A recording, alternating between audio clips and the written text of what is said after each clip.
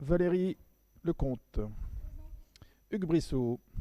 Sarah Berg, absent de pouvoir à Olivier Dupont. Pascal Martin. Sylvie Bocobza. On va attendre un peu, elle ne devrait pas tarder. Didier Mézières, absent, pouvoir à Daniel Dess. Sabine Jamais, absent de pouvoir à Grégory Philippe qui est dans les bouchons, qui va nous rejoindre.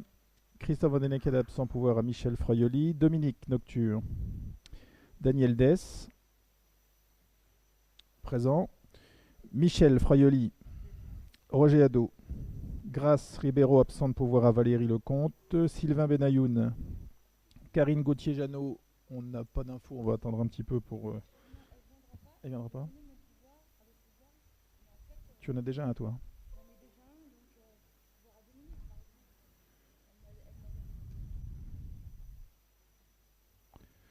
Laurent Graft. Radia Tiglit. Yvan Dauer, pas de nouvelles pour l'instant non plus, on va attendre un peu, il m'a dit qu'il serait présent. Anne Sotti. Grégory Philippine va nous rejoindre. Sophie Baquet. Jacques Bayeux. Donc pouvoir à Radia. Anna-Maria Cheta, absent de pouvoir à Pascal Martin. Gilles Deveau, absent pouvoir à Hugues Brissot. Clarisse Paulet. Laurence Bernard. Fabien Bignolet et Aude Misnard. Alors un secrétaire de séance, pas petit, de taille normale, qui n'a pas encore été Sylvie, mais elle n'est pas là. Sylvain Benayoun. Secrétaire de séance, acceptes-tu la lourde tâche? Pas d'opposition? Merci. Alors bonsoir à tous, bonsoir à nos téléspectateurs, je ne sais pas trop comment on dit. Alors les quelques décisions avant l'ordre du jour, le procès verbal, oui. Est-ce qu'il y a des remarques sur le procès verbal de la séance du 19 janvier?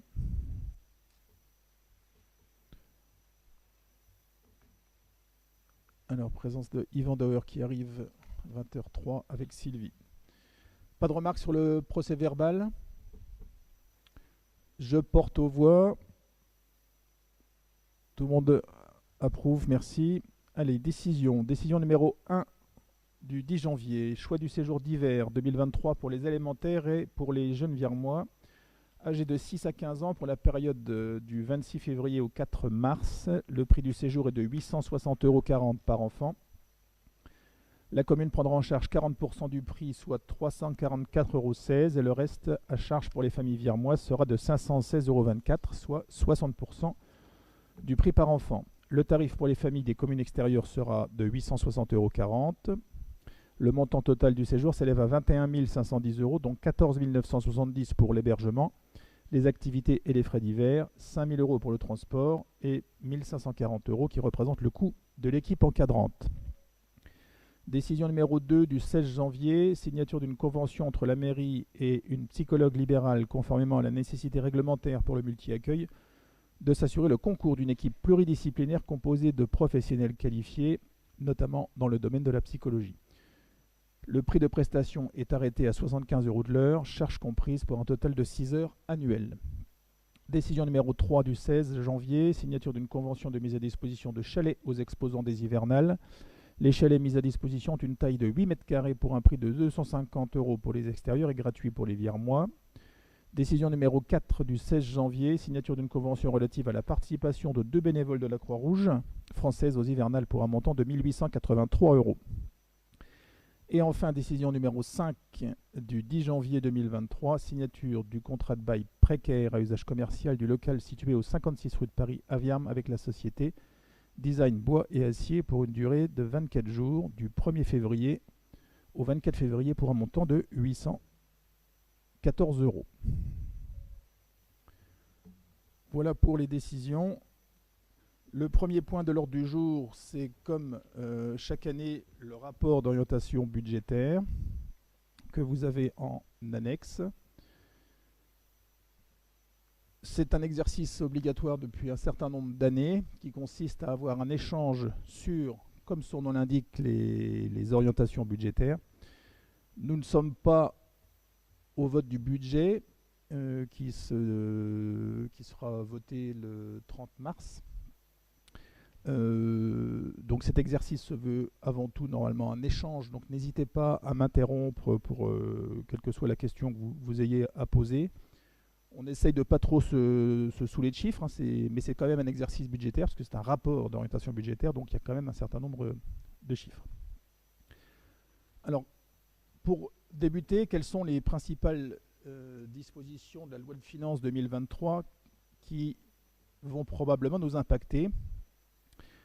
En préambule, donc, on constate un contexte économique mondial qui est contraint fortement les finances publiques, les finances des collectivités, qui ont déjà été mises à mal par plus de 2 années de crise sanitaire. Donc maintenir les missions de service public à un niveau de qualité constant oblige à imaginer de nouvelles façons de travailler et à optimiser notre organisation. Et peut-être aussi à prendre des décisions qui pourraient ou qui pourront être douloureuses, parce que tous les travaux que nous envisageons, tous les marchés que nous renouvelons sont en augmentation. Et on peut dire qu'on vit un mandat depuis l'élection de 2020 plutôt compliqué, puisque après les mois de stress et puis les mois perdus dans la réalisation de nos projets dû à la crise Covid, succède une guerre aux portes de l'Europe et une inflation très importante, et même la plus importante depuis plusieurs décennies. Alors quelles sont les dispositions qui pourraient nous impacter au niveau de la loi de finances? D'abord, un filet de sécurité recentré sur les dépenses énergétiques des collectivités. Les communes en bénéficieront seulement si leur épargne brute, c'est-à-dire en gros le résultat de l'année, pour faire court, la différence entre les recettes de fonctionnement et les dépenses, enregistre en 2023 une baisse de plus de 15% par rapport à 2022, ce qui sera notre cas.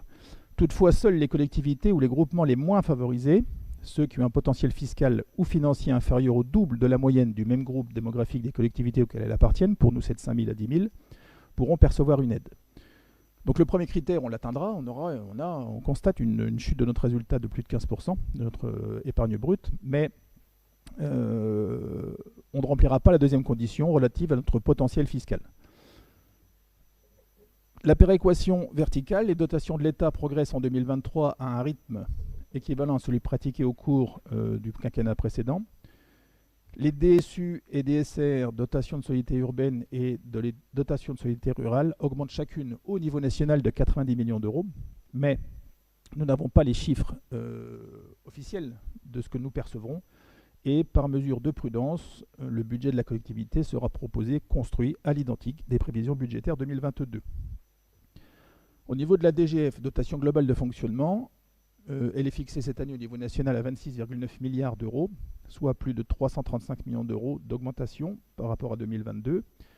Même remarque, nous n'avons pas les chiffres officiels, donc le budget de la collectivité sera construit à l'identique des prévisions budgétaires 2022, soit 590 000 euros. J'ai oublié de signaler la présence, outre de Muriel que vous voyez à chaque conseil, mais de Élise à côté d'elle, la chargée de finances. On ne peut plus dire nouvelle chargée de finances puisque ça fait maintenant plusieurs mois que vous êtes avec nous. Si vous avez des questions un peu trop techniques qui me dépassent, elle sera là avec Muriel pour y répondre. La suppression de la CVAE. La CVAE, c'est une des deux composantes de ce qu'on appelle la CET, la contribution économique territoriale, donc CFE plus CVAE. La CVAE n'est payée que par des entreprises qui font plus de 500 000 euros de chiffre d'affaires. Ça représente environ un budget de 100 000 euros pour Viarme. Donc cette cotisation sur la valeur ajoutée des entreprises va être supprimée par décision gouvernementale sur 2 années. Diminution de moitié en 2023 et 50% restant en 2024. La perte de ressources sera compensée par l'État. Donc l'idée, c'est de baisser la pression fiscale sur les entreprises. Et la compensation prendra une part fixe déterminée en fonction de la moyenne des 4 dernières années de CVAE perçues par la commune. Et aussi également d'un autre critère qui est la part variable issue du Fonds national de l'attractivité économique des territoires, dont les modalités seront définies par décret. ce décret donc n'est pas sorti et on ne peut pas vous en dire plus pour l'instant. Le report de la révision des valeurs locatives des locaux professionnels et des locaux d'habitation, c'est un vieux sujet qui est remis sur la table très régulièrement, mais qui jusqu'alors est repoussé d'année en année parce que les conséquences seront loin d'être négligeables, que ce soit pour les particuliers ou que ce soit pour les entreprises. Je vous rappelle que la base locative, c'est sur cette base-là que sont calculées un certain nombre de charges et que l'augmenter, la mettre à jour de 10, 15 ou 20%, puisque les valeurs actuelles évoluent tous les ans, mais sur le premier travail a été fait, je crois, dans les années 70 ou 80. Depuis, ça n'a jamais été réévalué réellement. Donc, c'est un petit peu 70. Donc, c'est un sujet très compliqué avec des conséquences loin d'être négligeables. Et pour l'instant, c'est à nouveau repoussé. La création du fonds vert est dotée de 2 milliards d'euros. Il a pour objectif de soutenir les projets des collectivités territoriales en faveur de la transition écologique, tout ce qui concerne la rénovation des bâtiments publics, la modernisation des éclairages publics, la valorisation des biodéchets, la réhabilitation de friches, la mise en place de zones à faible émission. Théoriquement, c'est très intéressant et nos projets sont concernés. Plusieurs de nos projets sont concernés par ce fonds mis en place. J'ai ouï dire que s'il représente plusieurs milliards au niveau national, le Val d'Oise ne serait doté que de 20 millions d'euros, ce qui est peu pour tout un département et ce qui fait que les dossiers vont partir assez rapidement pour espérer obtenir des subventions intéressantes. Le bouclier tarifaire sur le gaz et l'électricité est prolongé en 2023 pour les consommateurs éligibles. Certaines communes sont éligibles, mais c'est les communes qui ont moins de 10 emplois et moins de 2 millions d'euros de recettes, ce qui n'est pas notre cas.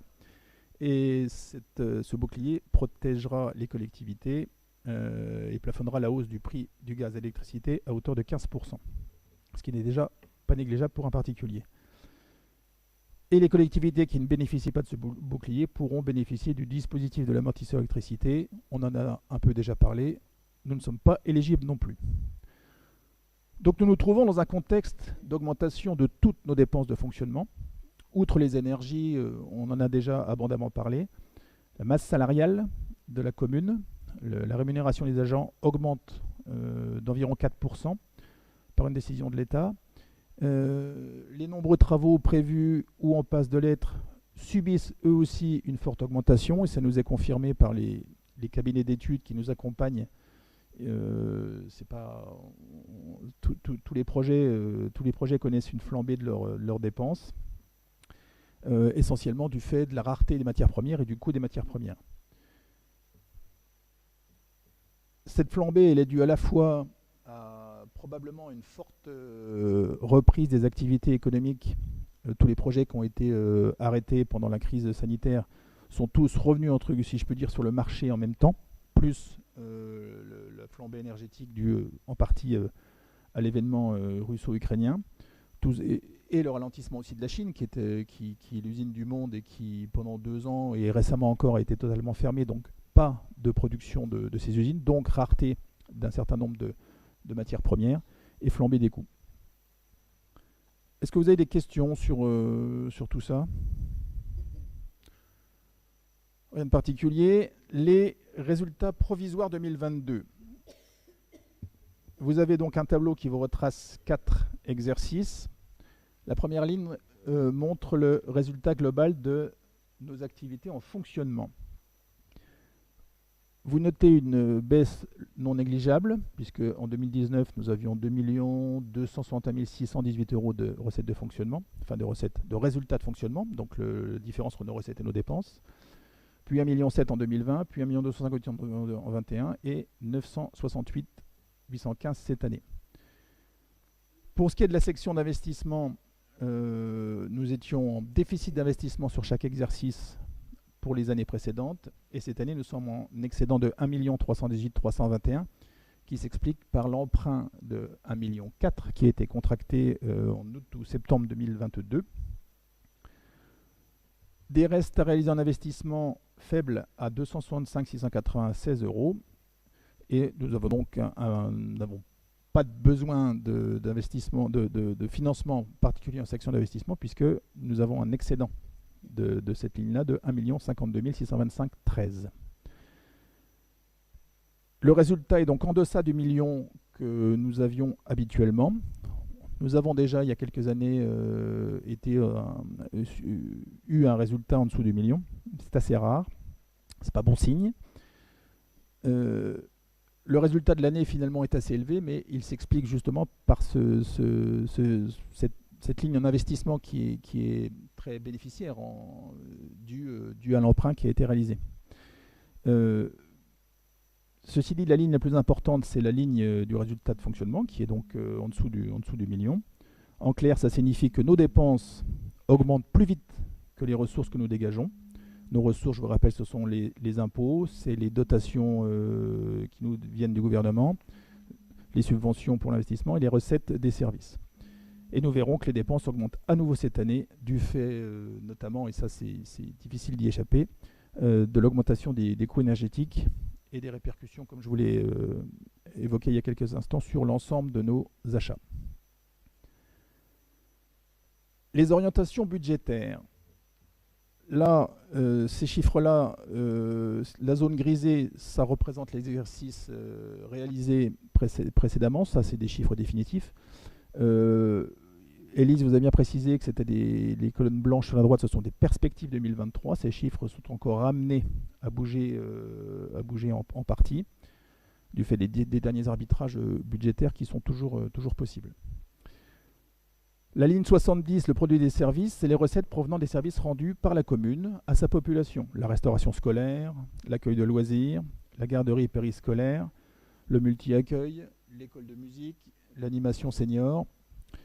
Ce qui me permet de souligner que nous intervenons pour notre population du plus jeune âge à l'âge le plus avancé.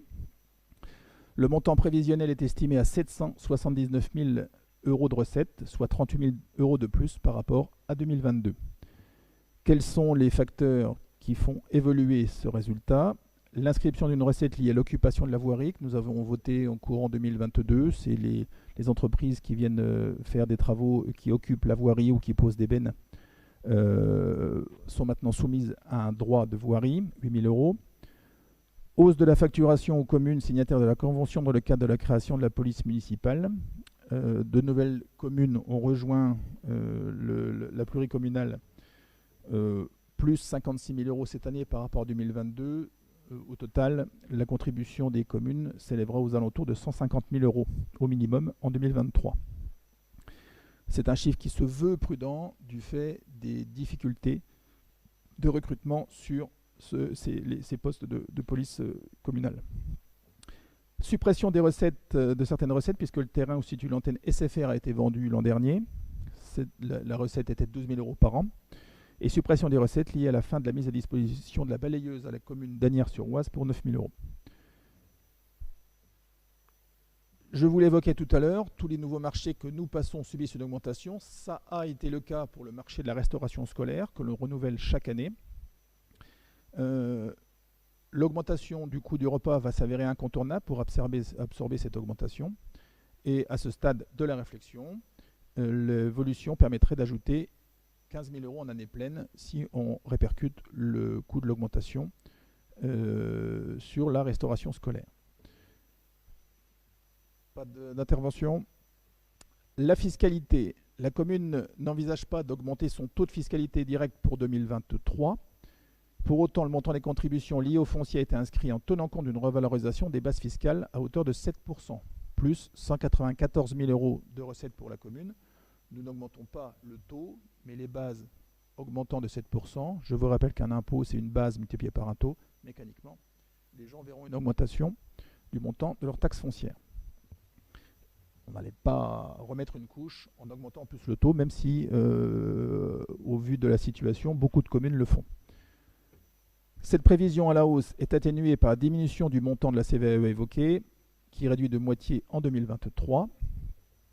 Les principales recettes de fiscalité indirecte, dont le montant varie en fonction du contexte économique et du nombre de redevables, sont estimées toujours avec prudence, notamment la taxe additionnelle sur les droits de mutation. L'activité immobilière depuis fin 2021 se trouve ralentie en raison de la flambée des prix à l'acquisition. Cette donnée pourra avoir un impact sur les droits à percevoir. Nous avons reconduit 2023 au niveau de 2022. La taxe sur les pylônes électriques a été reconduite au niveau du réalisé 2022, 144 000 euros. Et le montant du fonds de solidarité des communes de la région Île-de-France est estimé à 132 000 euros. Enfin, la taxe locale sur l'électricité reste constante à 4% pour un produit annuel pour la commune d'environ 55 000 euros. Le chapitre 74, les dotations et subventions, il est en baisse de 3,85%.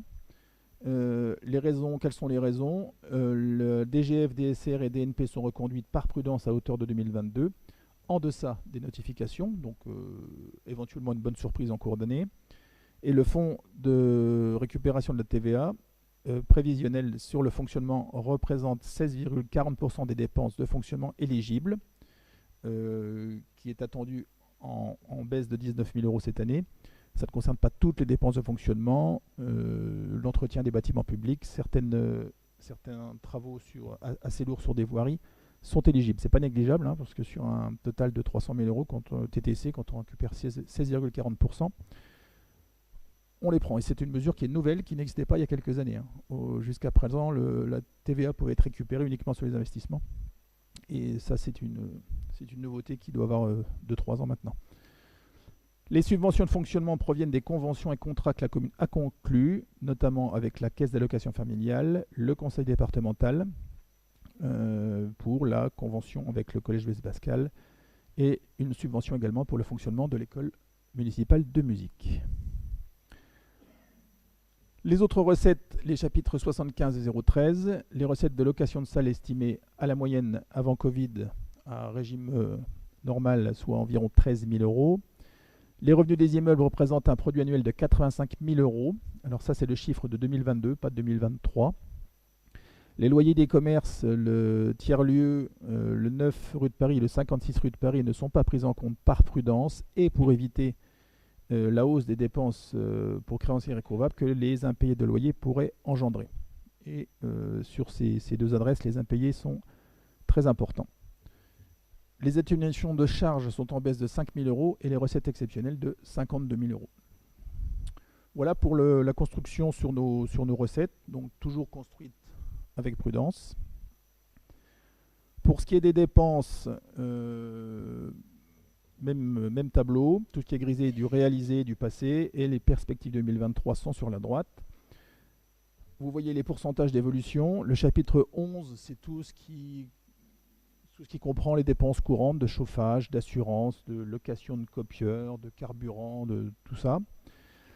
C'est le chapitre 11, les charges à caractère général, qui avait déjà augmenté de 19,42% l'année dernière et qui reprennent une petite couche de 15,63% cette année. Elles sont impactées évidemment par les facteurs externes que sont l'inflation, le prix des combustibles, des carburants, toutes les nouvelles contraintes réglementaires qui nous sont imposées en permanence. On ne cesse de signer des contrats et de faire des études complémentaires pour tous nos projets. Le poids croissant des normes, l'indexation des prix des contrats, maintenance des bâtiments, équipements, tout ça est orienté à la hausse. Évidemment, une bonne partie de cette hausse, soit 299 000 euros, s'explique par la hausse des coûts énergétiques, des fluides, énergie et gaz, 291 000 euros par rapport à 2022 et 220 000 euros par rapport au réalisé. D'une manière générale, on note une inflation donc généralisée sur tous nos produits et services et des choix ont été opérés sur les besoins des services pour faire des économies et tenter de contenir les hausses incontournables. C'est dans cette optique-là que nous avons mis en place l'extinction des lumières la nuit. Mais cette extinction n'absorbe pas la hausse comme vous pouvez le constater. Les charges de personnel, la masse salariale constitue un chapitre important des dépenses de fonctionnement, 50% environ, ce qui pourrait au premier abord paraître important, mais ça ne l'est pas tant que ça. Beaucoup de communes ont des pourcentages de 0,12 par rapport à leur budget de fonctionnement bien supérieur. La prospective budgétaire pour 2023 est en augmentation de 7,47%, qui intègre une nouvelle augmentation de la valeur du point d'indice pour l'ensemble des catégories de 3% sur 6 mois. Les principales variations de ce chapitre sur le 0,12, c'est l'augmentation des effectifs de pluricommunal pour pouvoir répondre aux demandes des communes qui participent. Donc recrutement d'un agent supplémentaire pour satisfaire ces demandes, revalorisation annuelle des rémunérations et augmentation des charges sociales estimées à 2%. L'évolution de carrière des agents, ça c'est un grand classique chaque année, lié au statut de la fonction publique territoriale, avancement d'échelon et de grade. On a un point tout à l'heure dans l'ordre du jour sur ce sujet. L'évolution de carrière due à la valorisation des emplois et la réduction de la précarité contractuelle. Donc des CDD qui viennent travailler à la ville de Viarmes s'ils nous conviennent et si ça leur convient aussi, sont stagiairisés et sont ensuite titularisés fonctionnaires. Provision de recrutement de personnel remplaçant sur certains pôles dans l'obligation de maintenir la continuité du service public en cas d'indisponibilité physique des effectifs. Et ça ne manque pas, maladie, maternité, accident du travail. Remplacement d'agents en retraite ou en retraite pour invalidité. Et l'impact du régime indemnitaire pour les agents qui atteignent 4 ans d'ancienneté. Tous ces critères expliquent l'augmentation du 0,12 du chapitre concernant le personnel, qui est compensé en partie par l'ajournement du projet de recrutement d'un directeur de pôle aménagement du territoire, les départs en retraite d'agents déjà remplacés ou en attente de l'être, pas de remplacement de chauffeur pour l'ancienne balayeuse qui a été vendue, hausse de la refacturation aux communes signataires de la convention dans le cadre de la pluricommunale. Enfin, autres dépenses de gestion.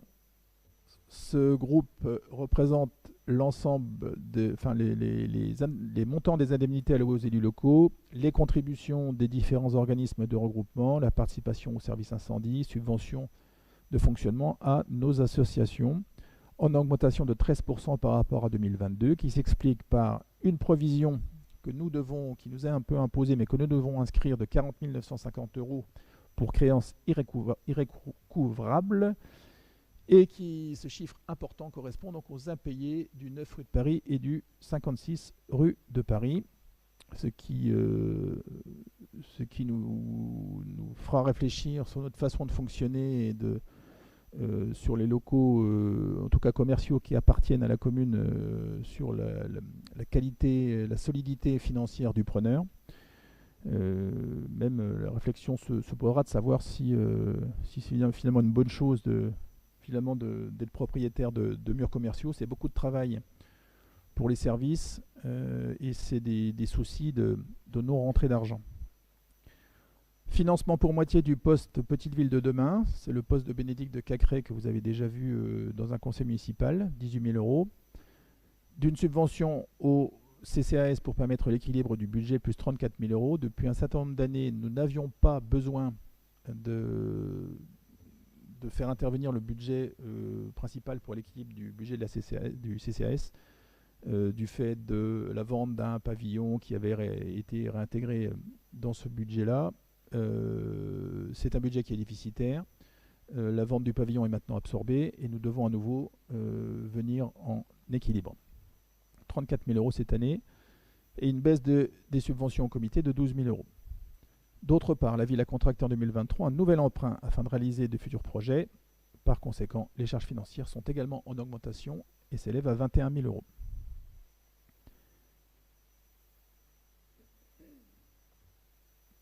Je continue. Les investissements.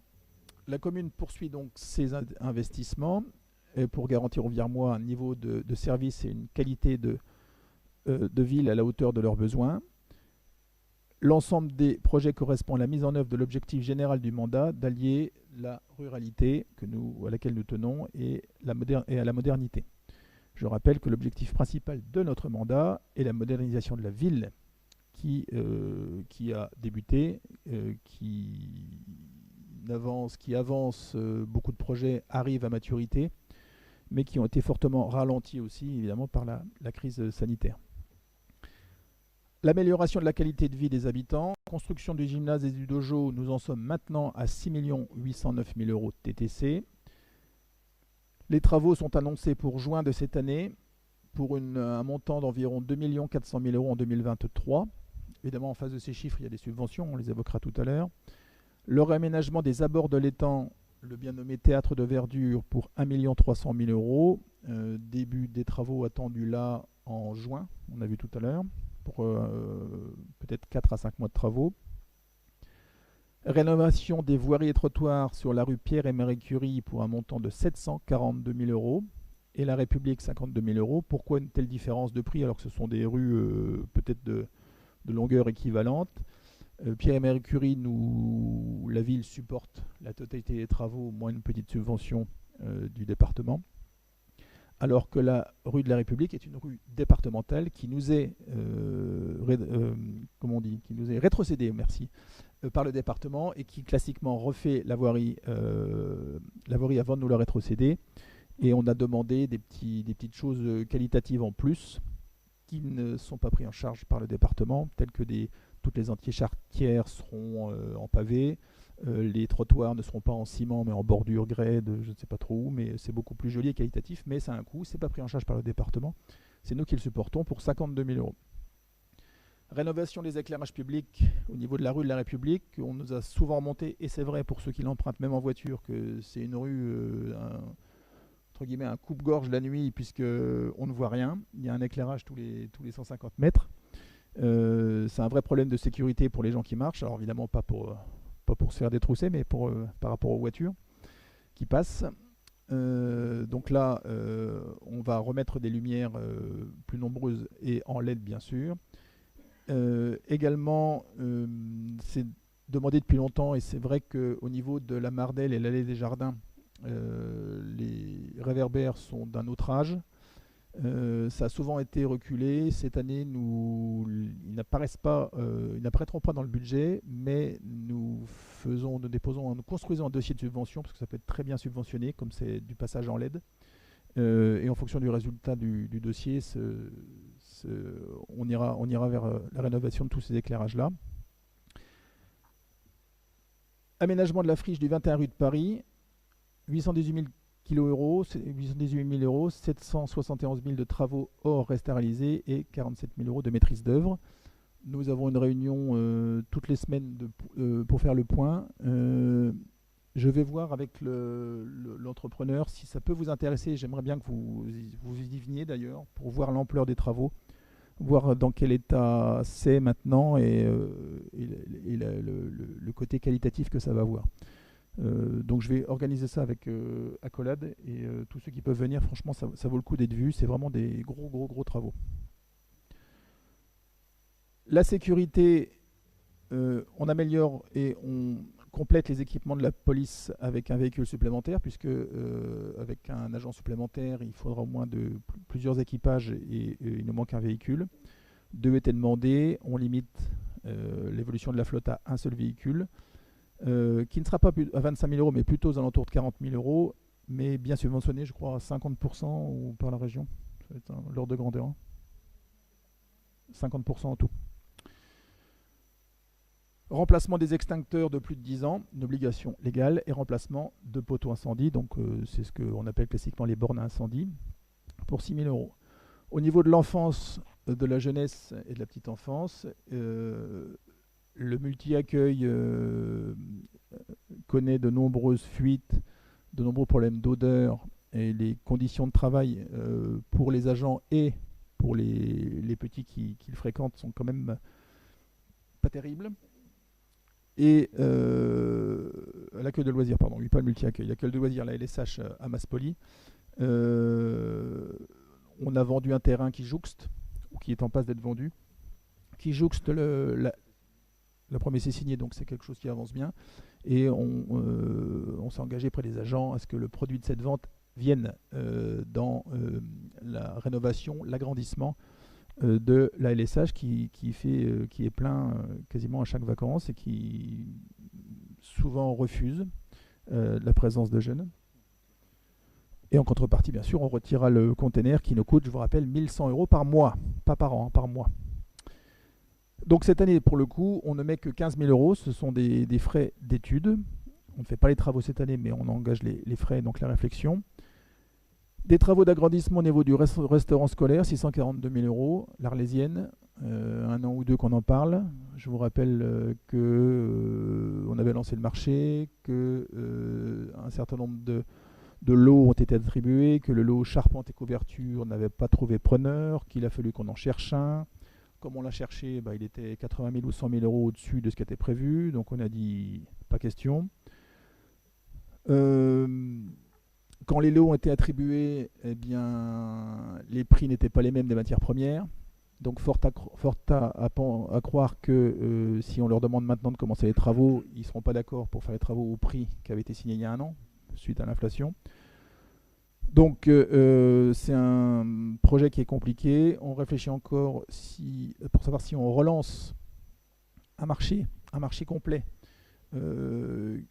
qui verra probablement une flambée des prix par rapport à ce qui avait été évalué au départ, ou bien d'ajourner purement et simplement pendant un an ou deux ou trois, le temps que tout ça se calme et que l'inflation sur les matières premières soit jugulée. Et des travaux sur les bâtiments scolaires pour 33 000 euros. Je crois que c'est une toiture au niveau du bâtiment A, B. Ou C, le C. Revalorisation du patrimoine, les travaux de restauration de l'église. Donc, vous avez bien évidemment tous vu depuis plusieurs mois les échafaudages. La première phase du tour du clocher sont prévus à 1 441 000 euros. Installation de la troisième borne d'information tactile, il y en a déjà deux d'installées, une dans le hall de la mairie, une au 74 de la rue de Paris, et la troisième borne dont on a évoqué déjà l'endroit où elle pourrait être, mais ce n'est pas forcément le meilleur endroit, il faut encore qu'on y réfléchisse, pour 12 000 euros. Cette modernisation et l'avancée vers le numérique qui est subventionnée par la DSIL à hauteur de 80% et pas par la DETR. Une provision pour les préemptions par la SAFER, 20 000 euros, c'est nos interventions régulières, ça, pour éviter la cabanisation. Comment on finance tout ça? Tous ces travaux seront subventionnés sur 2023 uniquement. Ce n'est pas la totalité subvention, mais les subventions qui nous seront notifiées cette année en fonction de nos dépenses. Donc 2 millions d'euros pour les opérations. Le théâtre de Verdure, 696 000 euros dans le cadre de notre contrat d'aménagement régional, deux financeurs, région-département. Le 21 rue de Paris, 321 000 euros par le parc naturel régional. L'église, 141 000 euros par la DRAC, 240 000 euros par la région et 184 000 euros par le département, soit un total de financement sur le 1,4 million qu'on a vu tout à l'heure de 565 000 euros. La voirie Pierre et Marie Curie, plus de 700 000 euros pour ceux qui connaissent la taille de la longueur de la rue, vous voyez ce que ça coûte. Et la subvention en face, 75 000 euros par le département, mais qui n'est pas encore notifiée, donc elle ne doit pas apparaître dans les chiffres que vous avez vus tout à l'heure. Gymnase et dojo, équipement sportif, donc 355 000 euros de subvention, toujours pas notifié, donc pas non plus dans les chiffres vus tout à l'heure. Et des cessions estimées à hauteur de 1 164 000 euros. Les ventes de la parcelle rue Noire, 610 000 euros qui arrivent à terme. La rue Jean Moulin, je vous l'ai évoqué tout à l'heure au sujet de la LSH, 190 000 euros. La rue de la République, 107 000 euros.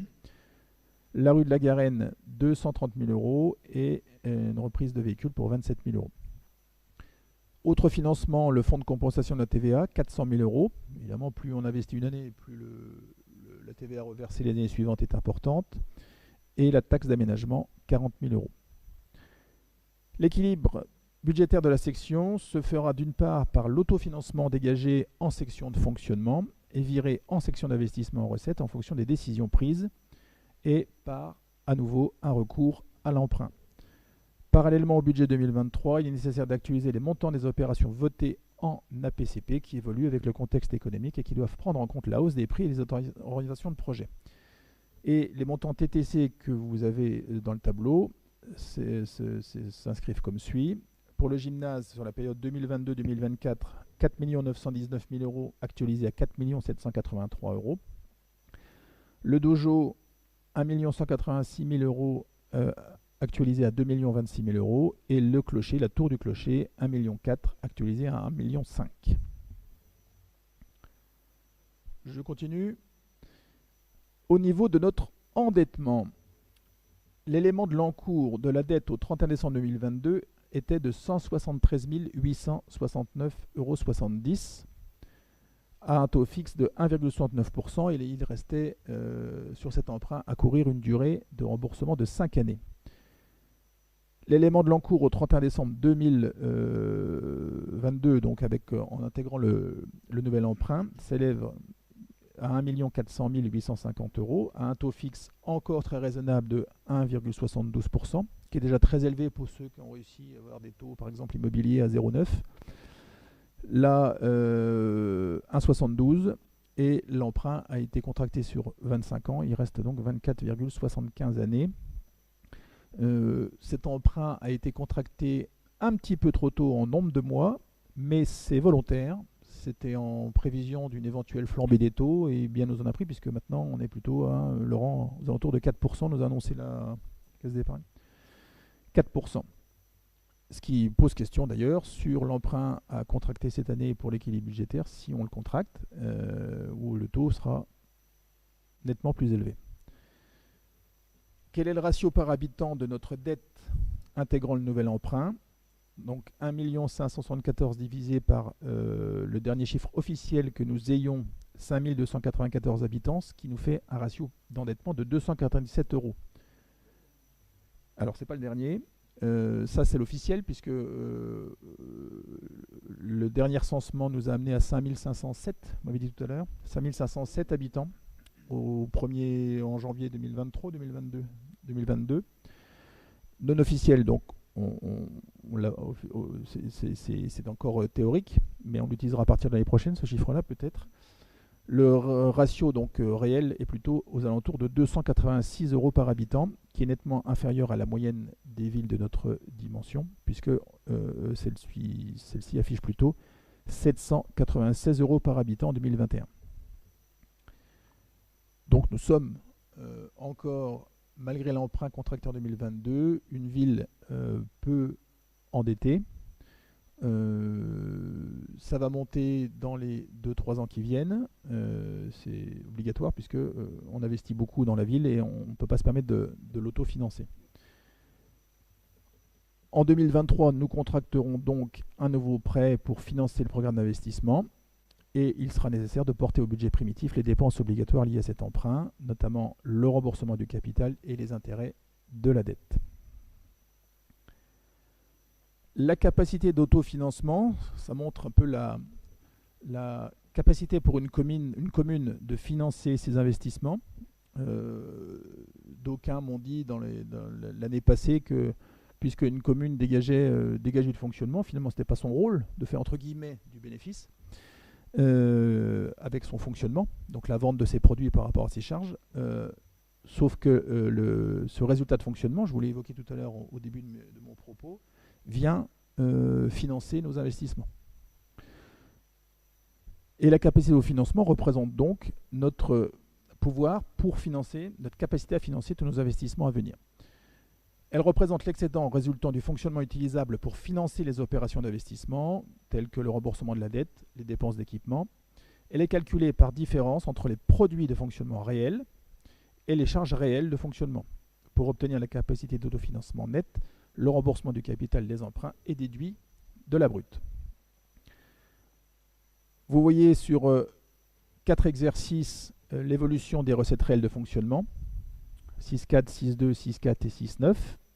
Ça, c'est plutôt correct. Et les dépenses réelles qui augmentent en parallèle, 5,3, 5, 5 millions 4 et 5 millions 9. Et ce qui nous ramène au résultat comptable, donc notre épargne brute, qui s'élève à 986 000 euros cette année. Et en déduisant le montant du capital des emprunts à déduire, on obtient notre épargne nette et autofinancement à 939 000 euros. Voilà, messieurs, dames, ce que j'avais à vous dire sur nos orientations budgétaires et l'état un peu général de nos finances et les difficultés que nous aurons dans les années qui viennent. Évidemment, notre ambition est revue à la baisse au vu des difficultés au niveau national, et le problème d'inflation, tout ce que nous avons évoqué. Mais nous restons positifs et dans la droite ligne de ce que nous avions décidé. Est-ce que vous avez des questions? C'est un rapport, ça peut être un débat.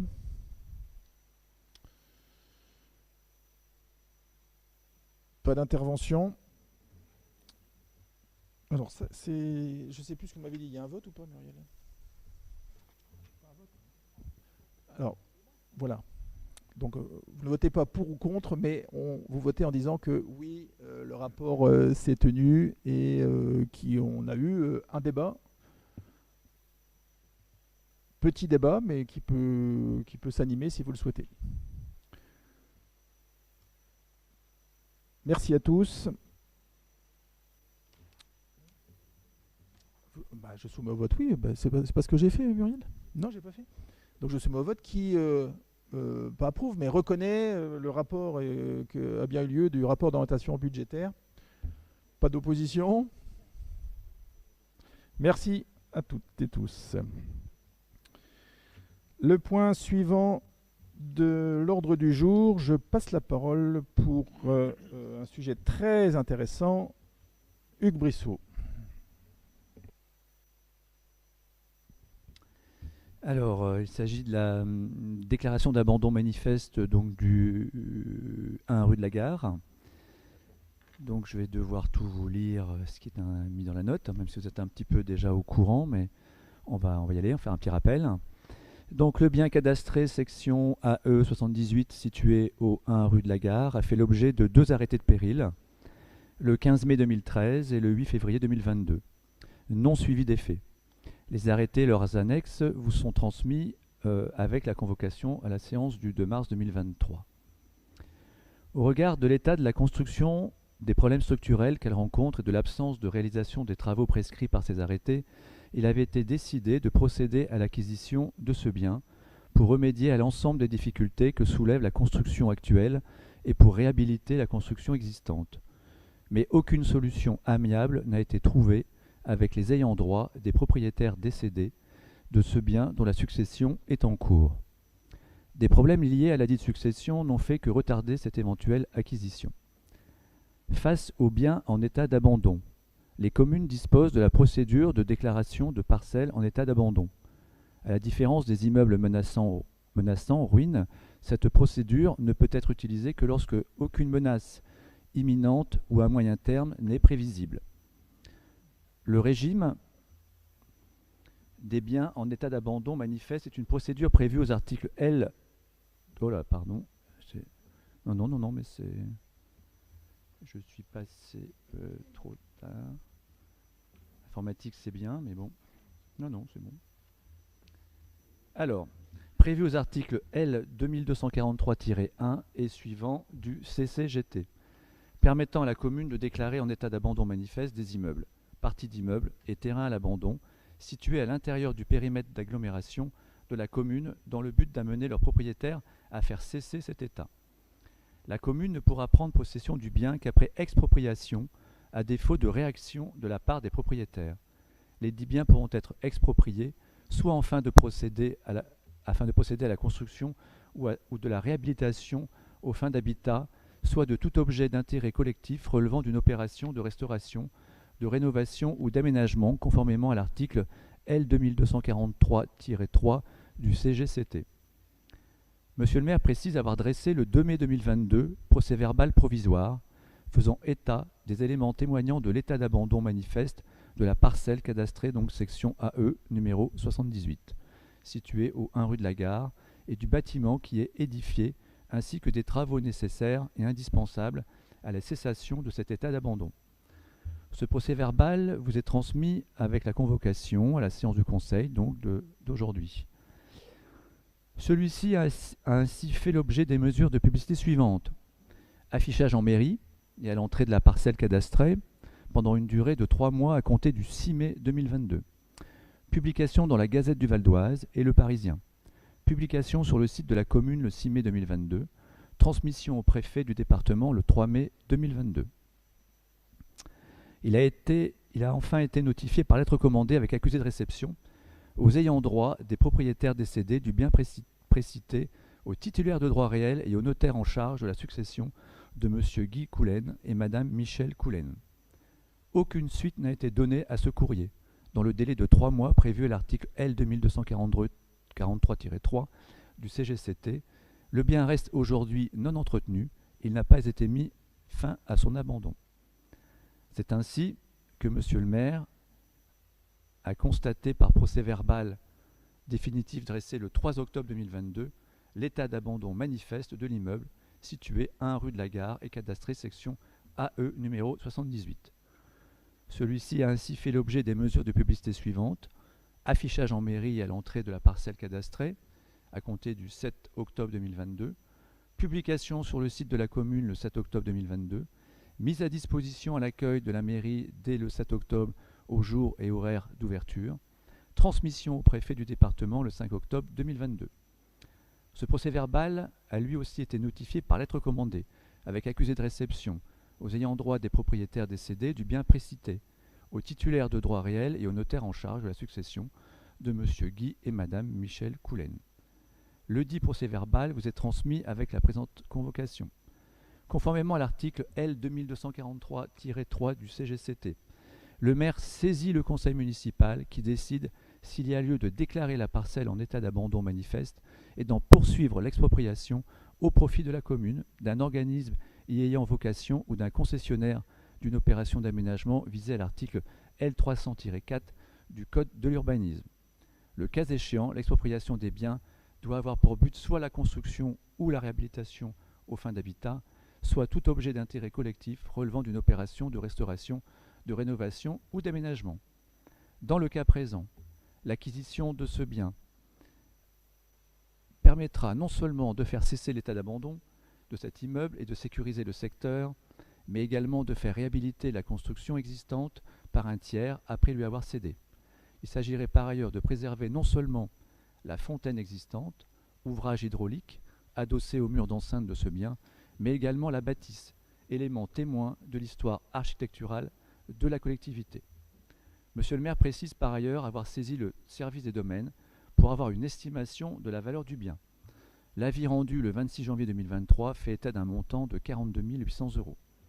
Il est proposé ainsi au conseil municipal de déclarer le bien cadastré, section AE 78, situé 1 rue de la Gare, en état d'abandon manifeste et de décider d'en poursuivre l'expropriation au profit de la commune.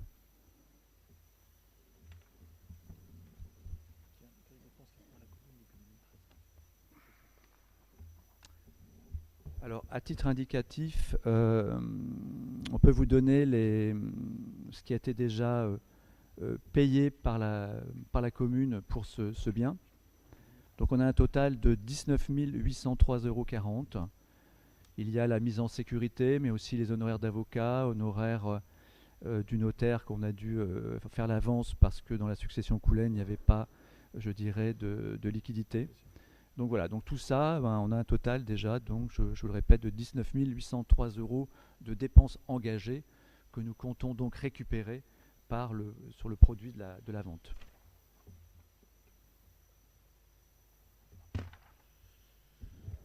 Est-ce que vous avez des questions sur ce sujet-là? C'est la fameuse bâche verte qui est là donc depuis maintenant quelques mois. En sécurisation pour les passants qui Donc à travers l'exposé, vous avez pu voir tout le cheminement. C'est pas quelque chose de simple à mettre en place. C'est long, mais on arrive là tout doucement, je dirais, à la fin du process.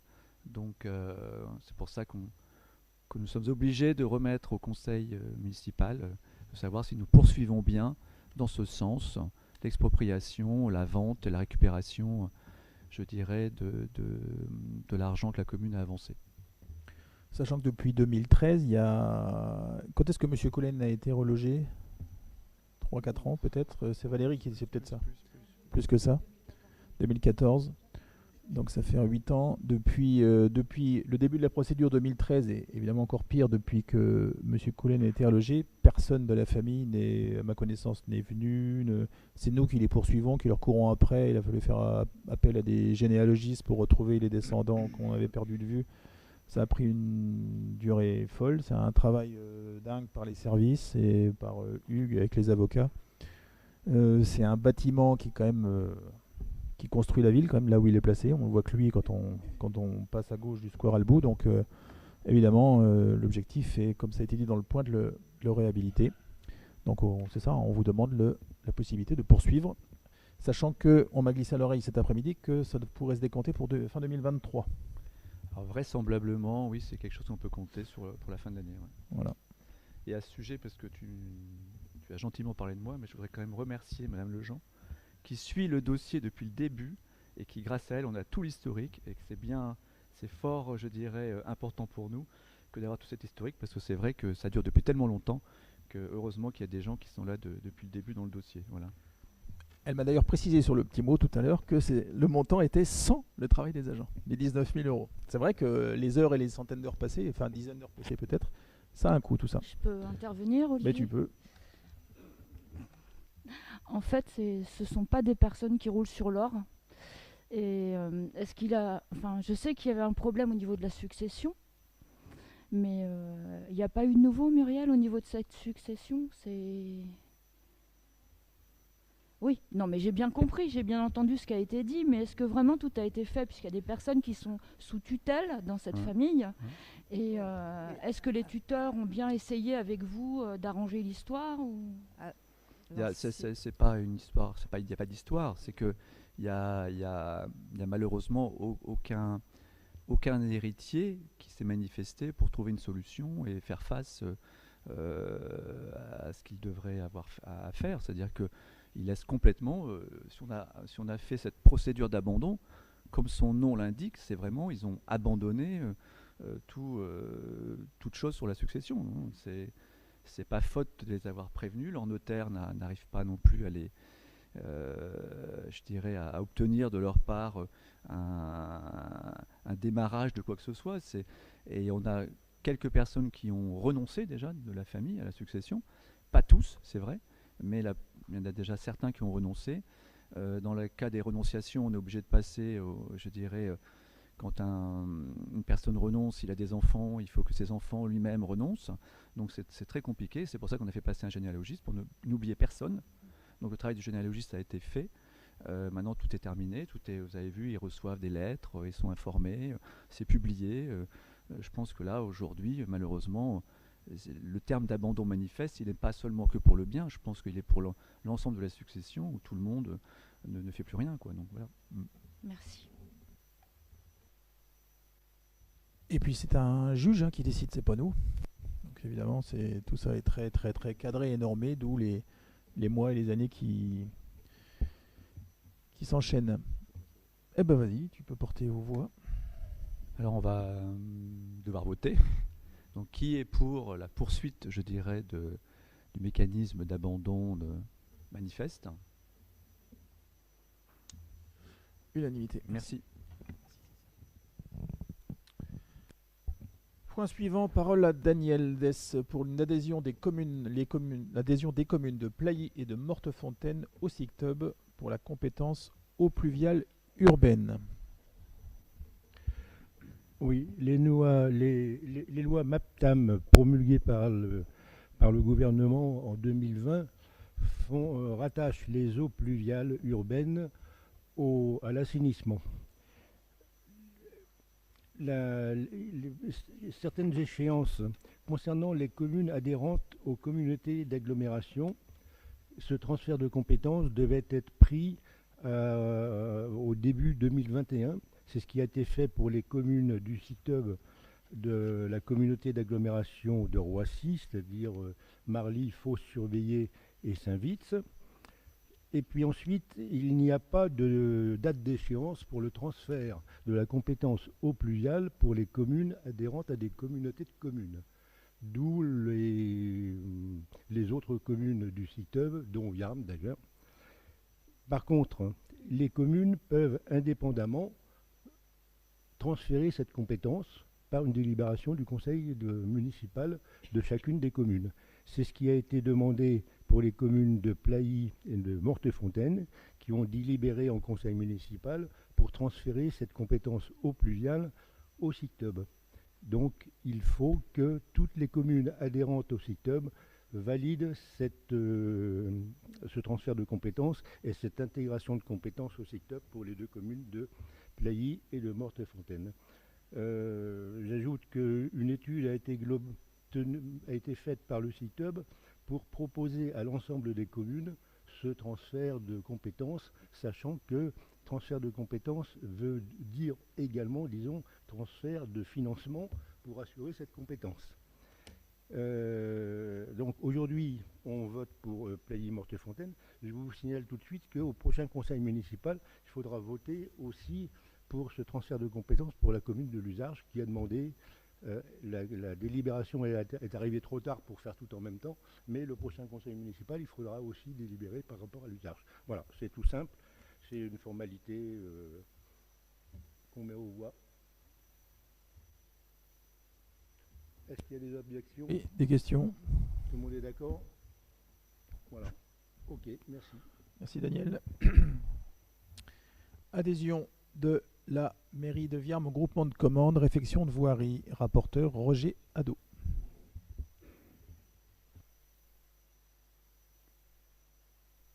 Regrouper commune de lancer individuel permet de bénéficier des avantages de la mutuelle. Compte tenu de la complexité du contenu technique du cahier des charges et de la procédure à conduire, cette démarche s'inscrit dans une logique de simplification administrative et d'économie financière. Suite aux travaux menés en commission mutualisation, la communauté de communes Carnel Pays de France a informé la commune qu'un groupement de commandes permettant relatif aux travaux divers de réfection de voirie étant en cours de création et qu'elle agira en tant que coordonnateur pour la partie passation du marché. Le groupement constitué aura pour objet de permettre à des membres de bénéficier à hauteur de leurs besoins propres de travaux de voirie. La notification de l'accord cadre prévu en 2023.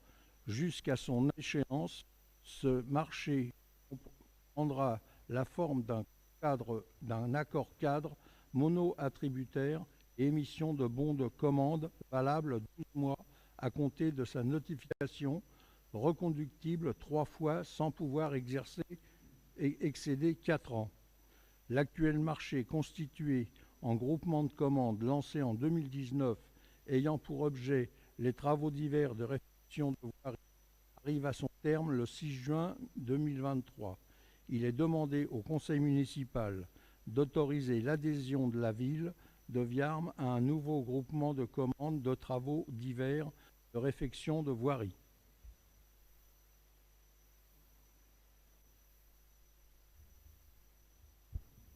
Merci Roger. Donc ça appelle des questions. Oui. Oui. Prenez le micro plus près de vous quand les auditeurs vous entendent. Le contrôle est toujours exercé par la commune ou on est... Le contrôle, bah oui, notre directeur de service technique, quand il y a des travaux, oui, va aux réunions de chantier et suit, oui, bien sûr. Oui, parce que il ne s'agit pas, sauf erreur, il ne s'agit pas de voirie communautaire, il s'agit de voirie communale. Donc c'est 100% nous qui surveillons, enfin qui chapeautons les travaux. Oui. Ok, merci. Oui. Bon, et ça, on sort donc du marché, d'un marché auquel nous adhérions déjà. C'est par les temps qui courent, c'est vrai que faire un effet de masse, ça peut permettre au moins de limiter les hausses. Même si hausse il y aura, probablement. Tu portes aux voix, Roger, si oui. On a fini. Qui est pour?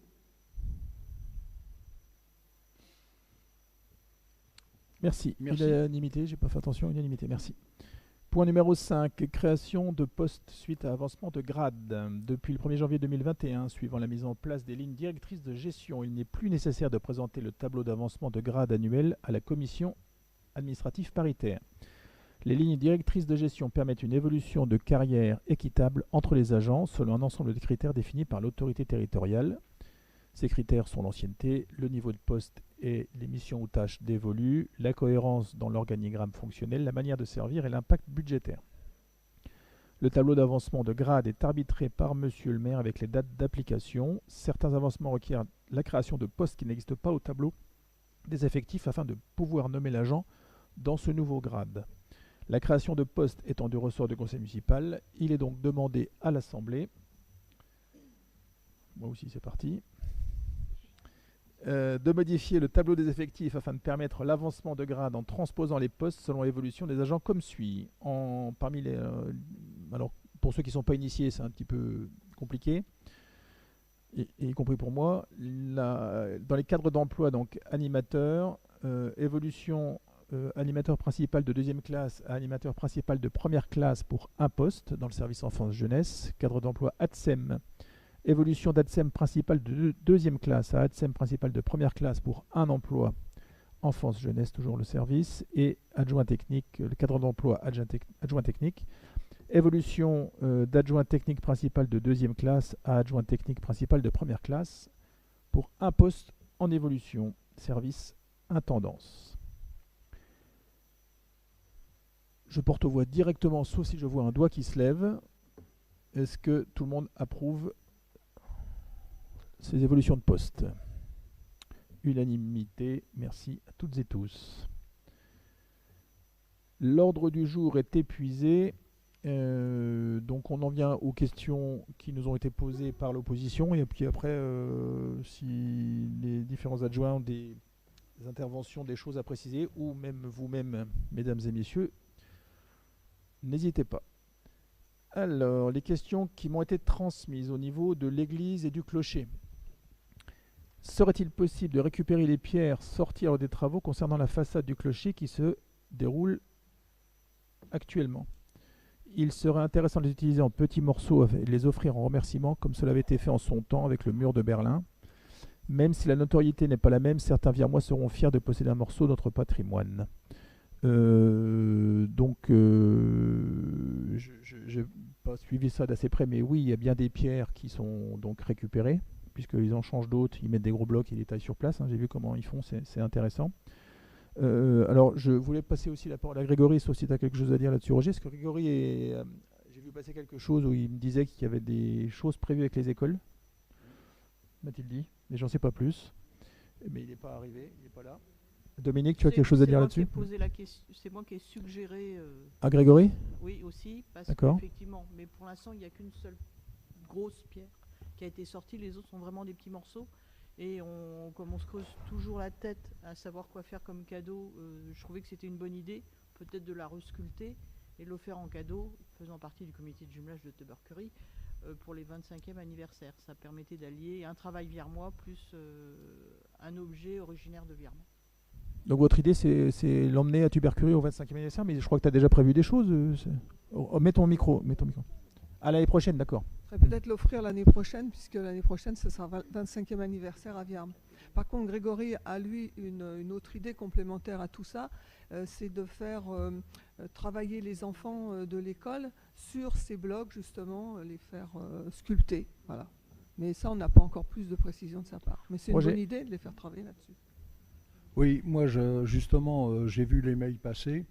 Et cet après-midi, je sais que les gars descendent à 5 heures. J'ai été les choper à la sortie de l'ascenseur. J'en ai parlé avec eux. Ce qui se passe, c'est que les pierres qui sont sorties, pour pouvoir descendre dans la goulotte, elles sont cassées et mises en morceaux. Donc il faudra leur demander de descendre par l'ascenseur, alors, dans ce cas-là. Alors, dans ce cas-là, il va falloir qu'on parle avec certainement le patron de l'entreprise pour qu'eux, là-haut, nous gardent, par exemple, quelques pierres bien formées et qu'on les descende effectivement par l'ascenseur. Mais ça sera peut-être à nous de le faire. Ah ben le voilà, Grégory. Si elles font 20 sur 20, la seule que j'ai vue grosse dans la benne actuellement, elle fait 20 sur 20. Donc elle passe par le truc en plastique. Enfin, moi, ce que j'ai vu dans la benne, c'est vraiment les plus gros. Une grosse pomme de terre. Grégory, approche-toi d'un micro. Tu as bien fait d'arriver. Mets le micro en route. Oui, alors si j'ai bien compris, on parle des pierres donc, qui sont bennées sur le chantier. Moi, j'ai jeté un œil dans la benne, il y en a de belles en fait. C'est des pierres qui sont moulurées en surface, mais qui vont loin dans l'édifice en fait, ce qu'on appelle les pierres qui forment une queue dans le bâtiment. Et donc il y a quand même des beaux blocs, il y a de quoi faire, ça c'est certain. Oui. Après, ce qui peut arriver, c'est que la benne, il recouvre avec d'autres gravats et peut-être que tu vois pas au fond. Mais je les ai repérés et je pense il faut quand même qu'on les récupère. Avant justement qu'elles soient sous 3 tonnes de. Sauf que les bennes, il les vide souvent, il les sort souvent ou il met 2 bennes dans le chantier? Moi, quand j'ai vu la hauteur des gravats, il y avait à peu près 60 cm de gravats et apparemment elle n'a pas bougé depuis 2 semaines, comme disait Roger. Donc ça va pas hyper vite. Mais il faut quand même le faire rapidement. Ceci dit, il faut se rapprocher du patron et il faut faire en sorte de sortir des pierres. Bon, c'est une bonne idée. Hein, il faut seulement avoir son contact et puis dès que... Oui, Roger, il va te donner ça. Ouais. Et tu as une idée de faire tailler aussi des pierres par les enfants, c'est ça? Alors oui, effectivement, parce que moi, c'est une activité que je fais régulièrement à Royaumont avec les scolaires. Donc c'est des ateliers d'initiation et tout de suite, ça me donne l'idée...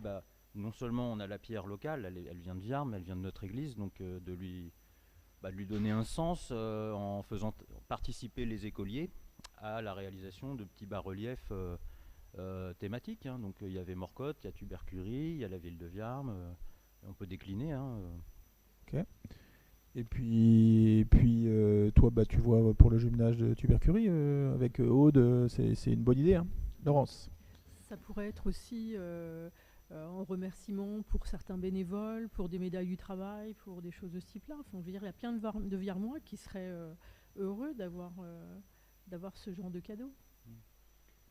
En dehors des jumelages. Comment oui, mais alors là, on peut faire des petits morceaux. Hein, Oui, voilà, mais moi je m'inquiète tout de suite de mon côté gestionnaire. Tu vas pas donner un petit caillou comme ça, faut le mettre en forme, dans une boîte ou sur un. Tu vas pas donner un caillou, tiens. Ben non, ça vient de la nature. Faut le mettre en situation ton caillou. Pas besoin de le mettre dans un écrin, c'est naturel. Donc un petit carré comme ça qui vient de la façade, et puis dessus, si c'est très simple pour faire un cadeau, on peut mettre juste une initiale, un symbole. Il faut le présenter dans une boîte ou quelque chose. C'est pas des milliers de cents non plus, mais il faut, comme toi tu as fait d'ailleurs pour Tubercurie. Il faut savoir quand même que, par exemple, à Asnières, ils ont vendu des briques de la cheminée 2 €.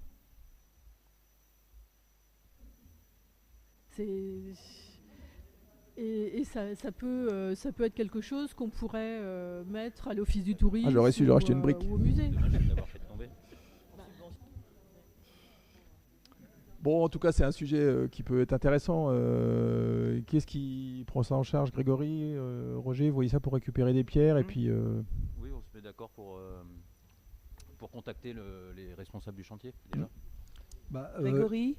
Peut-être Aude aussi, qui est initiatrice de l'idée.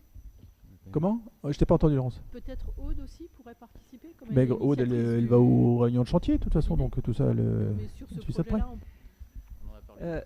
Grégory, est-ce qu'il y a moyen de faire un poinçon aux armoiries de Viarmes, tant qu'à faire? Peut-être. Ah oui, bien sûr. Oui. Pour l'imprimer juste sur les pierres, tout simplement. Ah oui, on peut faire une impression. Je sais pas si ça peut se faire, je sais pas. On peut le graver, ça restera. L'encre, au bout d'un moment, elle va partir, alors que la gravure, ce sera pour les archéologues dans 5000 ans. Hein. On en cache une bien dans un... Toujours sur l'église, est-il envisagé de faire une vidéo des travaux qui se déroulent dans le clocher et des étapes pas à pas, ou bien c'est déjà en cours? Donc oui, c'est déjà en cours. Alors vidéo, je sais pas. Photo, Boris en prend plein. Oui, il y en a. Et ça continue. Boris quand ça bouge là-haut. Donc ça, on le suit de près parce que ça, on le gardera en souvenir parce que c'est pas tous les siècles qu'on intervient sur le clocher ou sur l'église. Donc, il y a des photos sur le site déjà. Donc ça, c'est déjà en cours. Il y a eu des photos qui ont été faites, qui ont été mises sur le site de la mairie et plusieurs personnes nous ont remerciés. Ce qui est un petit peu rare quand il y a des interventions positives. Et la tienne en est une.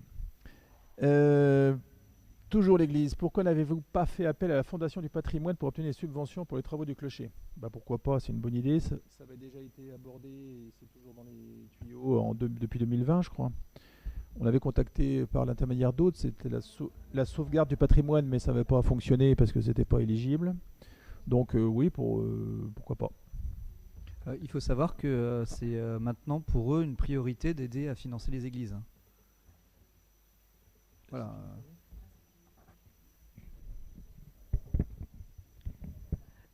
Donc On a déjà regardé, enfin c'est prévu là, il y a eu, le projet s'est terminé au 28 février, là, l'appel à projet. Si c'est celui que vous parlez sur la fondation, il fallait répondre avant le 28 février. Donc je ne sais pas si c'est de celui-ci que vous parlez pour la Fondation du patrimoine. Je sais pas du tout, mais moi je sais que j'ai rencontré le représentant du Val d'Oise et il me dit que les oui, églises... on peut. Hein, là, je veux dire, nous on a prévu parce qu'il y a plusieurs, il y a des mécénats, il y a des dons aussi possibles, oui, qu'on avait déjà fait. On a demandé même, alors c'était en 2021, avec Véronique, on avait demandé pour l'émission de Stéphane Bern aussi. C'était pas possible parce qu'il ne s'intéressait, enfin c'est pas qu'il s'intéressait, mais on va dire que ce qui était pris en compte, c'était plutôt les cathédrales. Oui, mais les églises. Depuis, ça a évolué. Oui, c'est pour ça que j'ai regardé sur le site. Nous allons donc faire une demande, voir ce qu'il est. On a envoyé un courriel, on attend leur réponse. D'accord. Voilà, donc ça c'était envisagé. Bon, en général, la Fondation du patrimoine, elle arrive pendant, là on attend que les travaux soient quand même assez avancés. Quant à la sauvegarde française, je l'avais déjà fait, de l'art français, pardon, je l'avais déjà fait sous effectivement l'idée de Madame Isnard. Et malheureusement, pour la tour du clocher, ça a été un dossier assez important à adresser, mais ça a été refusé. Le comité qui a statué a refusé au motif que la tour de clocher a été reconstruite et donc elle était après 1800. Donc en revanche, ils nous ont indiqué de les solliciter pour les façades. Donc on recommencera à ce moment-là. Voilà. Merci Muriel. Roger, est-ce que tu peux nous faire un point sur les travaux du clocher? C'est une question également. Et les fouilles en cours ou terminées, je crois. Alors, sur le clocher, les travaux de nettoyage par gommage sont terminés. Les essais de patine ont été faits, ils en ont fait plusieurs. Bon, il y en a un qui a été choisi, ça se fond bien. Les travaux de pierre ont débuté, les piochements, la réparation, les extractions des pierres que parlait tout à l'heure, le remplacement des pierres très dégradées et mise à fleur pour coulage des joints. J'ai été surpris de voir qu'en fait, ils ont un appareil et ça, par la force centrifuge, ça descend le coulis, ça remplit derrière la pierre. C'est vraiment bien fait. Alors, la reprise des joints en totalité, creusée et remplie par fer rond. Les tours, il y a les 4 tourelles étaient couvertes, mais les poutres métalliques qui supportaient, c'était en béton. Elles ont rouillé, ça a fait éclater les pierres et il y a beaucoup de dégâts quand même. Oui, on avait vu ça. L'architecte a décidé, avec la DRAC, d'enlever les chapeaux de 3 tourelles et on garde uniquement celle où il y a l'escalier pour pas qu'il y ait de pénétration d'intempéries. La couverture. Alors les travaux ont commencé et avancent correctement. Les ardoises ont été déposées. Un panneau qui était très abîmé a été déposé en totalité et il a été refait en latte de bois avant d'être recouvert d'ardoise. Les protections de zinc gris et de plomb sont en cours, c'est commencé. L'achèvement des chéneaux prévu fin de semaine 9, c'est-à-dire demain, et 2 semaines de pose d'ardoise. Il apparaît au droit des colonnettes, des baies autour des abassons. Vous savez ce que c'est que les abassons? Oui. C'est où il y a les cloches. Entre les pierres, il y a les abassons qui sont en métaux, en zinc en principe. Et quand la cloche sonne, le son tape et descend automatiquement pour ne pas aller trop loin. D'où le nom. Voilà, l'abasson. Il apparaît au droit des colonnettes, des baies, abassons, des pierres de différents diamètres qu'il faut reprendre. On s'est aperçu que les pierres... Alors, j'ai la photo, mais je ne peux pas la montrer, elle est sur mon téléphone. Autour des abassons, il y a quatre colonnes rondes, mais en fait, elles n'ont, suivant la hauteur, il n'y a pas tout à fait le même diamètre. Il y en a qui sont plus grosses, donc l'architecte a demandé à ce qu'elles soient reprises par l'entreprise. Voilà. Pour l'église, c'est tout ce que j'ai. Parle-moi de la cloche un peu. Pardon ? La cloche. Ah, comment elle s'appelle la cloche, Daniel? C'est Marie-Christine, non? pas... Le nom de la cloche. Marie, non, c'est pas Marie tout court, je crois. Anne-Marie. Si, elles ont des noms. Chaque cloche a un nom. Non, c'est pas Adélaïde. C'est Adélaïde qui était descendue? Marie-Adélaïde. Marie-Adélaïde était descendue. Et donc, elle est en train de se faire une petite beauté. Elle sera rapatriée dans le courant de l'année et on fera tout un cérémonial. Elle sera mise dans l'église. Il y aura une messe spéciale avant de la remonter. Ça va être quelque chose de très intéressant, ça. Ouais. Et les pigeons, avant de passer aux fouilles? Alors, attends, je continue. J'ai eu un dernier... sur l'église, toujours. Un dernier renseignement tout à l'heure à 5h, là, quand j'ai vu le gars. Deuxième quinzaine de mars, le montage de la deuxième phase de l'échafaudage sera fait.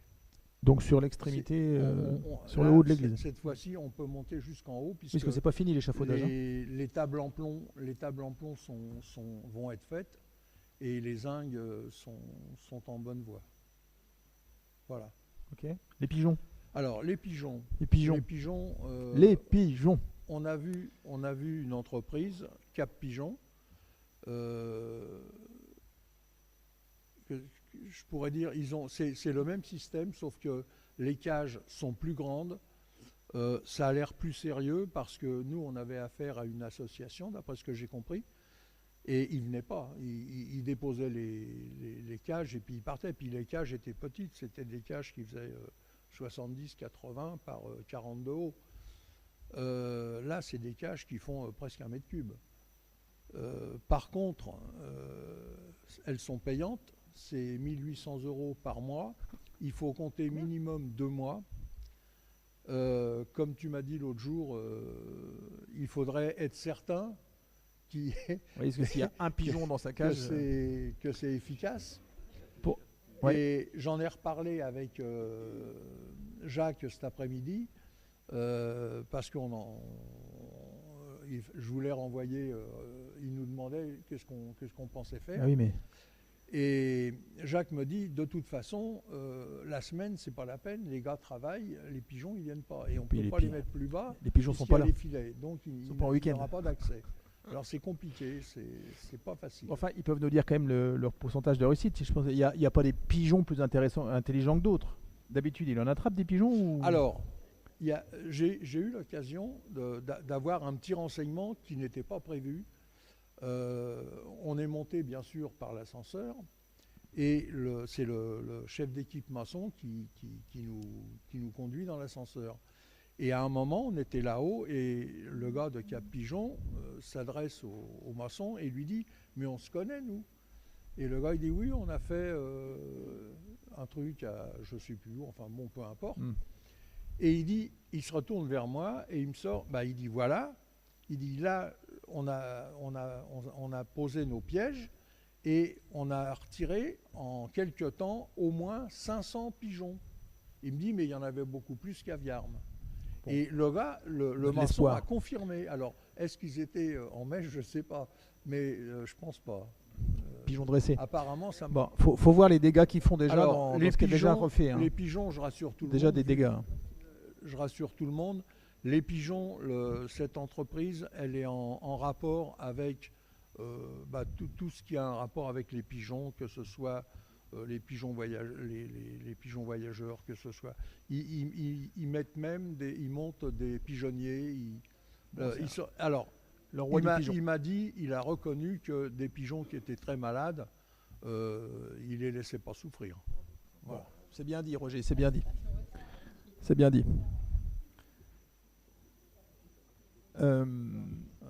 Si tu parles, c'est avec micro, Sylvie, s'il te plaît. Donc, ils font déjà beaucoup de dégâts sur quelque chose qui a déjà été refait. quand même. Oui. On a constaté Oui, quand même oui, que c'est- oui, c'est- Non, non, les mais dégâts c'est sont pas négligeables. C'est sali au fur et à mesure. Et ils y vont le soir, c'est des marioles, hein, parce que la journée, vous les voyez Ouais, tous, ils sont tous ils sur le toit de s'installent. l'église maintenant. Alors moi, je peux vous dire qu'ils se lèvent, à quelle heure ils se lèvent et tout, parce qu'en fait, quand on a fait la thermographie, il fallait venir de bonne heure pour pas qu'ils nous attaquent. Donc en fait, il faut venir quand ils sont pas levés, en fait. Et alors, je peux vous dire qu'ils se lèvent quand les enfants de la maternelle arrivent, et que là, tout d'un coup, ça s'agite, et donc ils sont tous sur le toit de la mairie en train de regarder leur futur logis qui est en train d'être fait. Ils sont au moins 30. Non mais c'est vrai, regardez, si vous êtes un peu curieux le matin, vous venez à peu près vers 8h15, 8h20, vous regardez, ils sont tous installés, ils regardent les ouvriers travailler sur le chantier, ils regardent la vie de la ville qui fonctionne et tout. C'est vrai. Et par contre, à 8h moins le quart, quand on essayait de faire tourner le drone, il y en avait un ou deux, et d'ailleurs il a fallu se dépêcher de faire les photos avant qu'ils rappliquent les autres. Parce qu'en fait, ils vont chercher leurs copains et ils viennent. Parce que qu'il le y a pigeon siffle. Un espace. Non, Il non, appelle mais ses congénères. Bon, voilà, on va pas donc, passer la soirée sur les pigeons. l'entreprise Cap Pigeon, en fait, le monsieur, il fait aussi. Il travaille avec des. Comment on appelle ça? Des rapaces. Ah, Il ça, travaille c'est- sur tout le Val d'Oise. Il peut même venir faire des démonstrations, hein. Moi, j'ai discuté avec lui. Et effectivement, il fait une gestion du pigeon jusqu'au bout. Mais il y a des villes, par exemple, qui financent des pigeonniers, qui leur demandent d'installer. Mais après, c'est un coût d'entretien Prohibitif. énorme. Ne m'en parle pas. Merci Sylvie. Voilà. Roger, tu continues sur les fouilles? Sur petit les point sur les fouilles. fouilles. Alors, Les fouilles. sur les fouilles, des fouilles ont été faites à l'intérieur de l'église, au pied d'un pilier, à l'angle de la rue de Paris et de la place du marché, à gauche de l'allée centrale. C'est-à-dire quand on rentre dans l'église par la petite porte à gauche, vous allez tout droit et la dernière pile, il y a un trou qui n'est pas rebouché, puisque je suis allé voir ça cet après-midi. Donc C'est pas toujours dedans, pas hein. rebouché, qui a été fait. Alors, Monsieur Gentilly n'a pas encore terminé son rapport, mais il m'a quand même parlé un petit peu et j'ai essayé de me rappeler de ce qu'il m'avait dit.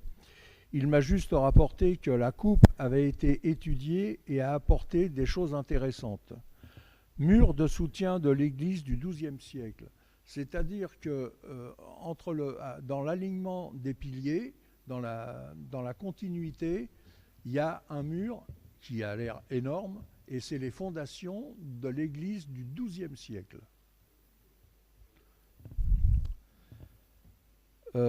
Il m'a expliqué qu'ils ont coupé la tranche enfin ils ont découpé la terre en descendant et on voit les nappes. Et il m'a expliqué qu'à un moment, le sol est brûlé par probablement un incendie qui doit dater, d'après lui, peut-être du XVe siècle, à l'époque où l'incendie avait brûlé la mairie, le château. Pas celui-là, hein, Il celui te d'avant. l'a expliqué aussi, Daniel. Ouais. Ouais. Oui, donc ils ont trouvé Oui. des os aussi. Alors, il y a des sépultures. Des ossements, pardon. Il y a Des des os. sépultures. Des ossements. Alors, il y a des sépultures en dehors du mur du XIIe siècle. Ça, c'est normal, puisque à l'époque, c'était un cimetière. Par contre, il y a aussi une sépulture à l'intérieur de l'église du XIIe siècle. Et il m'a expliqué qu'à cette époque, les nobles étaient enterrés dans l'église. Voilà. Je sais pas si les maires rapporterai vont finir dans que... l'église aussi, mais... Ah si, il m'a dit aussi que la rue de Paris a été construite sur l'ancien fossé du château féodal. Mais pour moi, rien n'est sûr dans l'attente de son rapport. Merci Roger. Question suivante concernant le garage Renault Paris-Vierme Automobile à rue de Paris. Le lieu semble fermé, la communauté est au courant d'un projet. Est-il envisagé de faire des fouilles préventives compte tenu de son emplacement près des tours du château et avant tout début de travaux? Donc c'est un sujet un peu délicat sur lequel on peut pas trop s'étendre. Ceci dit, oui, il y a des discussions en cours parce que c'est un endroit stratégique d'entrée de ville, surtout qu'on refait le théâtre de Verdure à côté. L'EPFIF, l'établissement public foncier du Val d'Oise, est intervenu pour nous et intervient pour nous sur d'autres secteurs de la ville aussi, mais notamment sur ce secteur-là. Le but de l'EPFIF, c'est d'acquérir à la place des communes le foncier, pour pas que nous on ait à sortir l'argent, et puis ils sont experts, une certaine expertise, une grosse expertise même là-dedans. Pour l'instant, donc ça discute. On en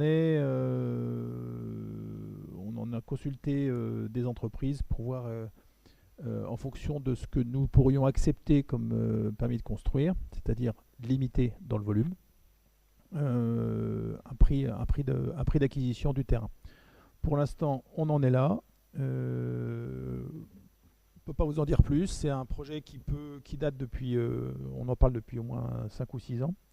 Hugues a reçu beaucoup de promoteurs. On est en contact régulier avec le propriétaire. C'est un projet qui peut ou sortir jamais, donc ça vous avance à rien de savoir ça, ou sortir dans un an. C'est en discussion. Quant aux fouilles, tu veux ajouter quelque chose?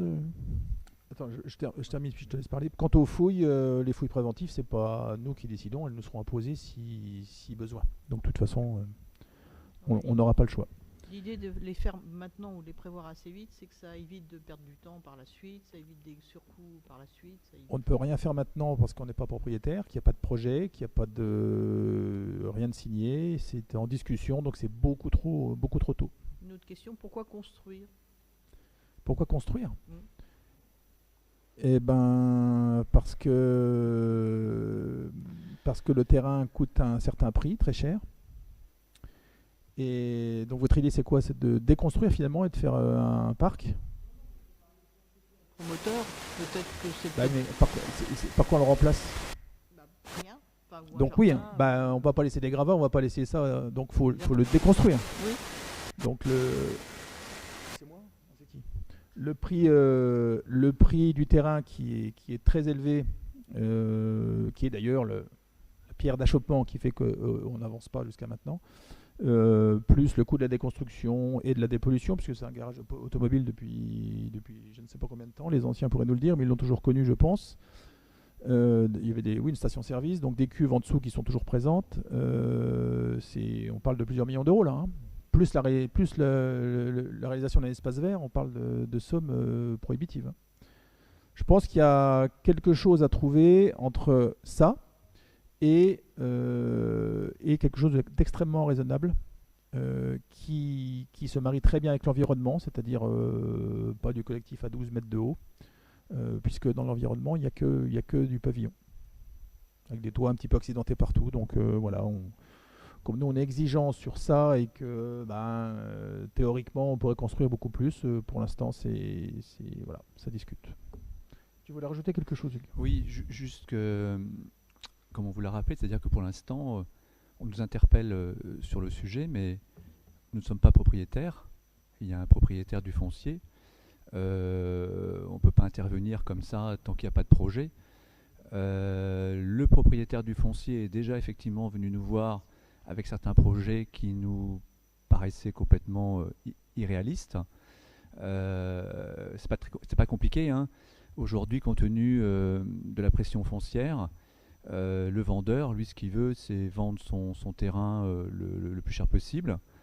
Et un éventuel promoteur, pour pouvoir accepter ce prix, c'est un nombre de logements qui est en adéquation avec le prix du foncier. Donc bien évidemment, on n'est pas d'accord là-dessus, et on l'a déjà dit, répété, et on poursuit dans ce sens-là, tout en sachant qu'en plus, il est dans le secteur ABF, avec proximité de l'église, de la mairie, ainsi de suite. C'est un secteur très contraint. Moi, je pense sincèrement qu'on n'est pas prêt d'avoir tout de suite quelque chose sur cet emplacement, notamment compte tenu de ce qu'on a dit au départ, c'est-à-dire la flambée des prix des matériaux et autres. Je ne vois pas quel constructeur promoteur va accepter quelque part de faire une opération à perte. Donc de toute manière, on en a, je pense, encore pour un certain temps de discussion avec à la fois le propriétaire et puis éventuellement un éventuel promoteur qui accepterait de faire quelque chose de qualitatif et non quelque chose avec un certain nombre de logements pour rentrer dans son business plan, si je peux m'exprimer ainsi. Voilà. Alors, il y a 5, l'EPFIF a contacté 5 promoteurs pour l'instant, dont aménageurs, dont on attend le retour, c'est le 17 mars de mémoire, pour voir ce qu'ils sont capables de nous proposer. Et peut-être que ça rejoindra ce que dit Hugues, c'est-à-dire qu'ils vont tous nous dire, avec les prix des matériaux actuels, la déconstruction des pollutions, est-ce que vous nous imposez comme faiblesse, en faible index de constructibilité, il n'y a pas de marché. On verra bien. C'est pour ça que ça ne va pas sortir tout de suite, cette affaire. Et pourtant, ça serait bien, parce que les hivernales, quand vous sera-t-il possible de produire les comptes concernant cette manifestation? Alors, ils ne sont pas définitifs, mais l'ordre de grandeur est aux alentours de 24 000 € de déduction faite de l'allocation. Et les personnels ne sont pas comptés. Mais les personnels, ça fait peur. Il y a beaucoup d'heures de passées en montage et en démontage. Donc aux alentours de 24 000 €, mais on vous présentera des chiffres plus précis au prochain conseil. Les affaires scolaires. Concernant l'augmentation des prix à la cantine, quel choix tarifaire avez-vous fait? L'option bio est-elle conservée? Donc oui, l'option bio est conservée, mais mieux que sur le marché précédent. Puisque le marché précédent, c'était 4... il y a 2 ans, c'était 5 composantes. L'année dernière, on était à 4 composantes, parce que beaucoup de déchets, de pertes. Cette année, 50% des repas seront proposés à 5 composantes et 50% à 4 composantes, avec du bio ou du raisonné à chaque fois. C'est ça. Donc oui, le bio est gardé. Et puis, on a évoqué tout à l'heure la répercussion de l'augmentation de ce taux aux consommateurs, ce qui représenterait une recette éventuelle de 15 000 € si on applique la totalité de l'augmentation du marché. Mais bon, quand on impose de la qualité aussi, voilà, il y a un coût. Oui.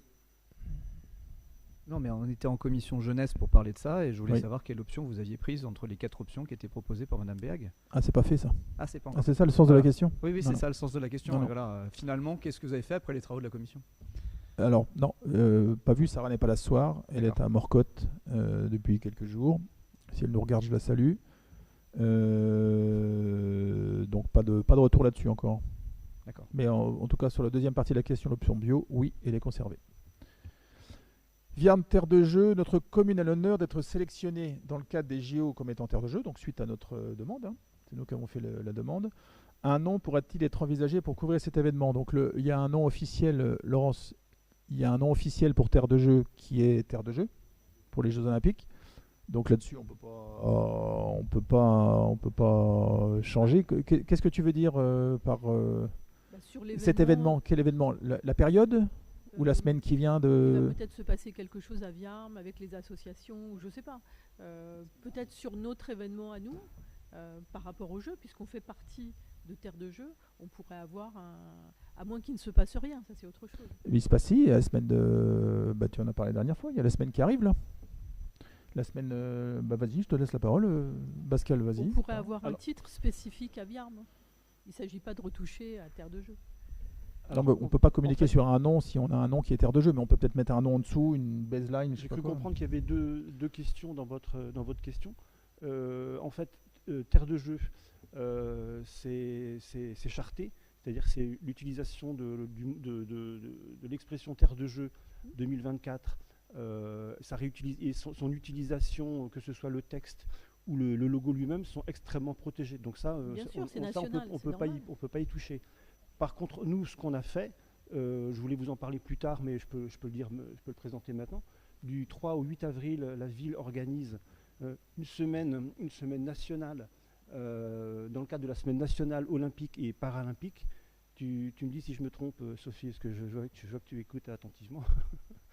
Donc la ville organise plusieurs événements qui vont se dérouler dans les écoles, qui vont se dérouler dans les clubs. Et je ne vais peut-être pas rentrer dans les détails parce que je l'avais déjà expliqué ça il y a, la dernière fois au conseil municipal. Mais le dernier jour est consacré. Alors, si je peux quand même dire, parce que c'est quand même très intéressant, Sophie a réussi à nous autoriser, enfin a réussi à obtenir auprès de l'agence française de lutte contre le dopage, d'une conférence qui sera faite dans le collège. qui se déroulera sur 4 classes, c'est bien ça? 4 classes. Le jour, c'est en train de bouger actuellement, parce que au départ, ça devait être le 7 avril, là, ça reviendrait plutôt le lundi, le 3, donc le 3 avril. Donc on aura, l'intérêt, c'est qu'on va avoir un sportif de haut niveau qui viendra expliquer les méfaits du dopage. Ce jour-là, il y aura également au gymnase des démonstrations. C'était pas l'objet de ma question. Hein. Oui, mais c'était juste de savoir si on pouvait mettre il avance sur son propos. À ces manifestations-là. Ah, alors en fait, les manifestations, elles seront toujours placées dans le cadre de Terre de Jeux 2024. On est d'accord. On appellera ça Viarme Terre de Jeux 2024. Après, puisque je crois avoir compris votre question, si vous voulez qu'on mette par exemple un titre, quand on va écrire un article dans le journal, on peut effectivement trouver un titre. Même sur les folders, Oui, bien sûr. Ah oui, après on écrit ce qu'on veut, mais il faut faire attention parce qu'il ne faut pas que ce soit trop rattaché au logo, parce que le logo il est extrêmement protégé. Mais c'est pas le cas. Je parle de Viarme en particulier. Nanterre a fait ça, il a défini un logo avec un slogan. Ça, on peut rajouter le slogan, mais c'est possible, oui, bien sûr. C'était ça la question, notre tout simplement. suggestion. Alors, excusez-moi, je pensais que c'était plus compliqué la réponse. Bon, tu as pris de l'avance sur ton propos sur la semaine. Tu avais fini sur ta semaine avant que Laurent... Sur la semaine, ouais, j'ai dit le principal. Si Sophie veut me compléter, si j'ai oublié quelque chose, mais non, ça va être une belle semaine sportive, et notamment, je vous invite à venir le 8 avril, puisque le 8 avril, on aura des pistes, enfin des modules pour présenter deux sports olympiques de nouvelles disciplines, le BMX et le skate. Et il y aura aussi des animations autour du roller. Voilà. Et merci Sophie pour le boulot que tu fais sur tout ce sujet-là. Michel. Alors la source qui va apparaître à partir du 6 mars consacre la une de son journal à Terre de Jeux, et le dossier central lui est également consacré. Merci Michel.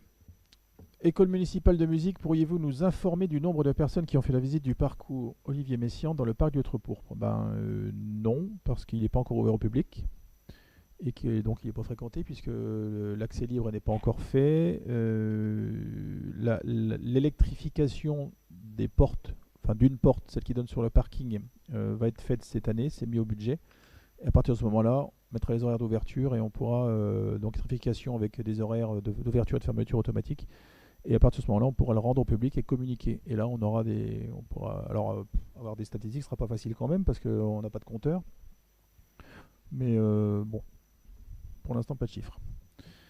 Sur les commerces, pourquoi avoir stoppé le bail de la boutique située en lieu et place de l'ancienne librairie? Quelle est l'urgence?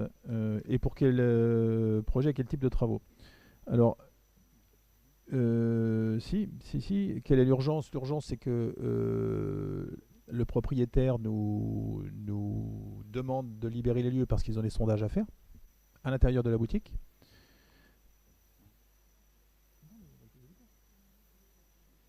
Oui, pardon, oui, nous, c'est les propres. Oui, Val d'Oise Habitat. Pardon, oui. J'ai un an d'avance. Le futur propriétaire qui rachètera la librairie nous demande dès maintenant de pouvoir commencer à faire des sondages en vue du parking souterrain. Et ces sondages sont en partie à l'intérieur du local. Donc c'est pas possible de continuer l'activité. Ensuite, oui, tu peux intervenir si tu as besoin. Ensuite, pour quel projet, quel type de travaux, c'est quoi la question? Vous êtes au courant du projet qui aura lieu à cet endroit-là, plutôt qu'on en parle. C'est pour le projet Petite Ville de demain, c'est ça? Non, c'est pour le projet gendarmerie brasserie. Oui, c'est ça. C'est le projet habituel dont on parle depuis plusieurs années. Hugues? Non, je voulais dire effectivement, c'est dans le cadre de ce projet de la rénovation de l'ancienne gendarmerie. C'est l'emprise du projet, donc c'est effectivement sur les anciens bâtiments administratifs de la gendarmerie, mais aussi sur donc l'ancienne librairie. Et effectivement, VOH, qui va donc être les porteurs du projet, ont besoin de faire des sondages, je dirais, intrusifs, c'est-à-dire qu'il faut vraiment casser. Mais le preneur était aussi au courant que dans cette période-là, il allait devoir aussi quitter les lieux. C'est toujours été un bail précaire avec une durée limitée. Donc là, déjà depuis la fin de l'année dernière, on nous avait demandé à quel moment on pouvait. Donc on a attendu la fin du bail précaire. On a refixé une date d'arrêt et de ce fait, bien évidemment, le bien sera libre et on pourra faire les diagnostics qui sont nécessaires pour la suite du dossier.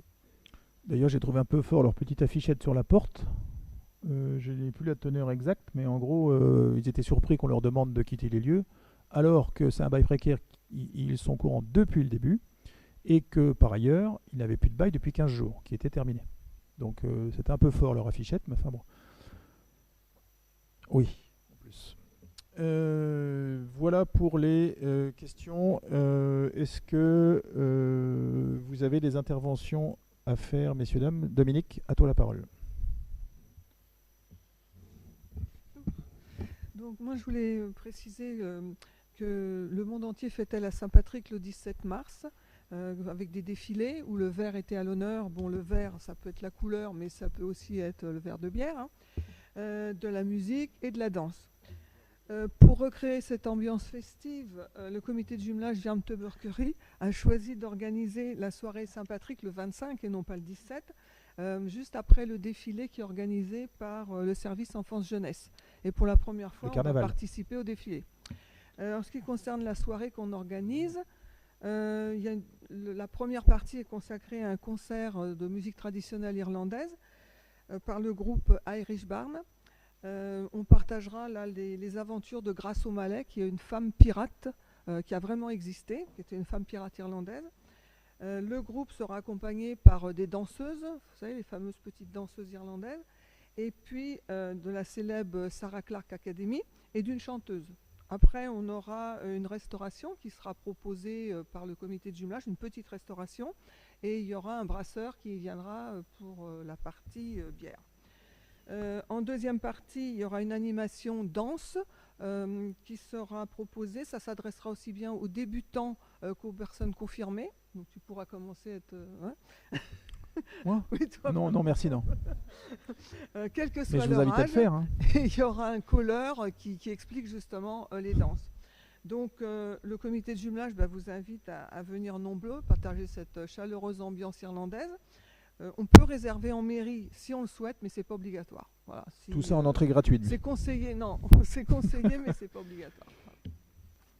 Merci Dominique. Donc le défilé dont tu parles, c'est le carnaval, hein, organisé par... Avec micro, s'il te plaît. Et juste après, il y a la soirée Saint-Patrick qui est organisée par le comité de jumelage. Voilà. On a fait la totalité le même jour. Merci Dominique. Sylvie, avec le micro. Alors moi, je vais faire une petite intervention pour les gens qui ont participé à la thermographie. Je sais qu'ils sont impatients d'avoir le retour de leurs photos et de leurs explications. Je suis, en fait, j'ai proposé 2 dates à la communauté de communes qui attend aussi des informations provenant des organismes comme Solia et un deuxième organisme public qui doit confirmer ces dates. Et je n'aurai la date que lundi. Donc on avait proposé le 11 mars au matin ou le 18 mars au matin. Donc on a constitué un fichier avec tous vos mails que vous nous avez gentiment envoyés. Et donc, dès que j'ai l'information, je vous envoie un mail d'information pour vous donner cette information. Merci pour votre patience. La deuxième chose, dans la source qui va paraître au mois de mars, pour la deuxième phase de la participation à la thermographie, les Viermois, tous les Viermois qui ont des maisons individuelles pourront s'inscrire sur le même format par le biais d'un bulletin d'inscription qui est dans la source. Donc quand vous allez recevoir la source, vous aurez accès à ce bulletin d'inscription et nous récolterons les inscriptions jusqu'en juin et c'est pour une participation sur novembre-décembre 2023. Voilà, je vous souhaite une bonne soirée. Merci Sylvie. Pascal, si tu as des choses à dire. Juste vous rappeler une date de concert, peut-être même 2 dates de concert. Le concert du 18 mars, qui se déroulera ici avec le groupe Cecilia and the Candy Kings. Donc c'est du rock, du swing, ça va danser, puisqu'en fait ici même il y aura une piste de danse où des danseurs de clubs de rock et de swing pourront venir danser, mais on pourra aussi les rejoindre. Donc c'est le 18 mars. Donc le groupe Cecilia and the Candy Kings ont fait les repérages cet après-midi. Ils ont joué plusieurs fois au Caveau de la Huchette et ils viennent de sortir leur deuxième album et c'est de très bonne qualité. Je voulais aussi peut-être vous annoncer le concert de l'école de musique du 12 avril. C'est un concert consacré à la guitare à travers les époques. Voilà. La date Pascal. Pardon. Ici, à la salle Saint-Louis, 12 avril. À la salle Saint-Louis, ici. Oui, 20h. Ah bah écoute, ne j'irai pas. Tu as fini, Pascal? Oui, c'est bon. Alors Didier n'est pas là ce soir, mais je vais vous relater les faits les faits relatés par la police municipale sur un mois. Interpellation de 2 individus avec présentation à l'officier de police judiciaire pour conduite sous l'emprise d'alcool et conduite sans permis de conduire. 2 assistances à personnes qui ne répondent pas aux appels et secours. 3 infractions aux stupéfiants, 1 infraction à l'urbanisme, 3 conflits de voisinage, 3 troubles à l'ordre public et incivilité, 1 installation des gens du voyage à l'Orme, 3 individus suspects suite à du repérage dans leur propriété, capture d'animaux sauvages et divagation 3, encadrement des manifestations 2, verbalisation zone bleue 10, verbalisation hors stationnement 6 et opération anti-délinquance 2. Par ailleurs, les effectifs effectuent 3 missions par semaine de police route avec des contrôles radars sur l'ensemble de la commune, avec des verbalisations et plus particulièrement rue de la Gare, avenue Clémenceau et route de Gier. 3 patrouilles pédestres sont assurées pour la fermeture des commerces chaque semaine avec des prises de contact commerçants. Donc ça c'est ce qu'ils ont fait sur Viarme, sachant qu'on est plus en pluricommunal, mais ça c'est on ne peut pas vous relater les faits sur les autres communes, c'est pas autorisé, donc uniquement sur la commune de Viarme pour un mois. J'ai fait une nocturne moi avec eux. Ceux que ça intéresse, ça peut secouer par moment. C'était assez actif puisque à 23h, donc on est parti contrôle autour du stade.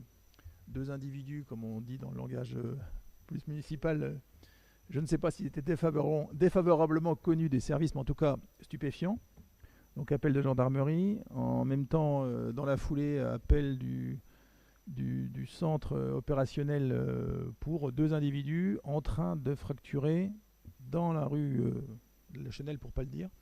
2 individus qui n'avaient rien à faire là, effectivement. On est arrivé en trombe à 23h45 rue de la Chenelle et oui, 2 individus étaient rentrés dans les escaliers et puis évidemment quand on les questionne, ils ne savent pas ce qu'ils font là. C'est 2 sarcellois qui n'ont pas de véhicule qui les a amenés. On ne sait pas comment ils sont arrivés. Donc une demi-heure après, 10 gendarmes plus tard, ils ont continué leur route puisqu'on n'avait rien à leur reprocher puisqu'il n'y avait pas on n'a pas retrouvé de choses délictueuses sur eux, ils n'avaient pas fait de faits délictueux, ils n'avaient pas forcé de porte. Donc la lumière étant éteinte dans le centre-ville, ils ont continué leur chemin. Enfin en tout cas c'est assez intéressant effectivement quand on travaille la nuit, il faut quand même mieux être équipé. Radia. Par rapport aux chiffres, on avait évoqué l'idée de faire un comparatif en fait. Quoi ? Un comparatif pour que les chiffres soient comparés à, je sais pas, la même période l'année précédente.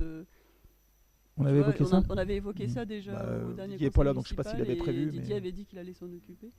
L'idée c'est que ça parle, est-ce que c'est mieux, moins bien, est-ce que ça empire, est-ce que c'est stable, est-ce que tu vois. Ça serait sympa d'avoir ça. Je ne sais pas si c'est ce qu'il avait prévu, mais comme il n'est pas là, moi j'ai juste pris les chiffres, mais ok, on lui remonte à nouveau l'information. Autre question, Hugues, si tu veux parler de la SNCF.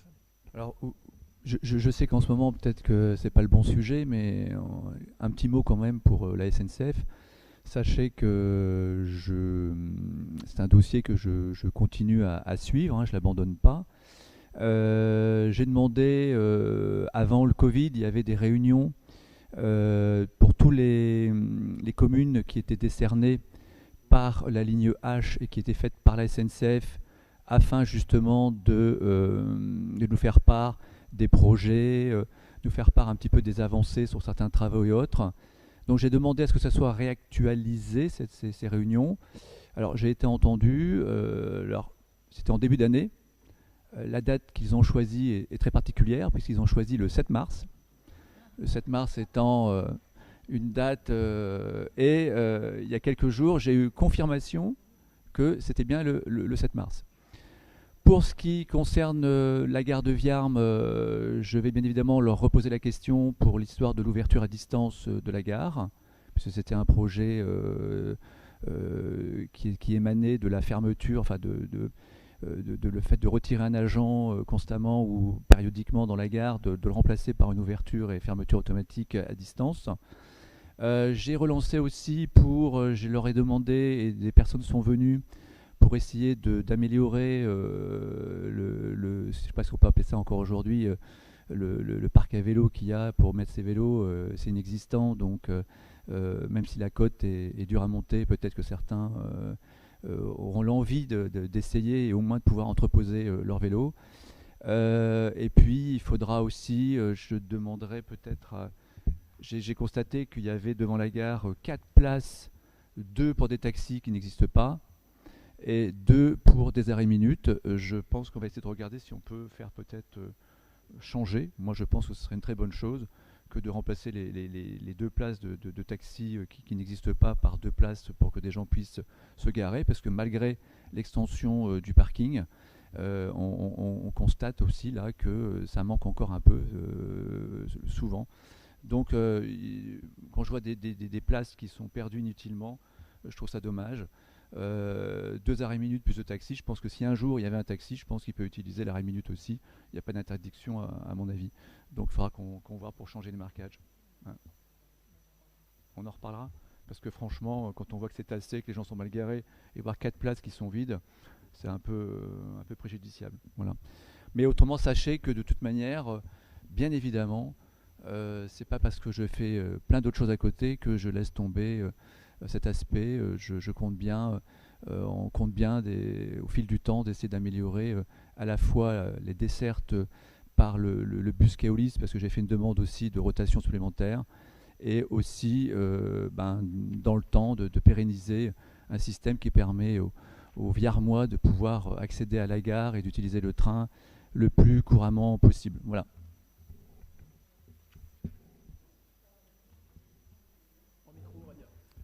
Si ça se ferme à distance et qu'il y a des personnes dedans.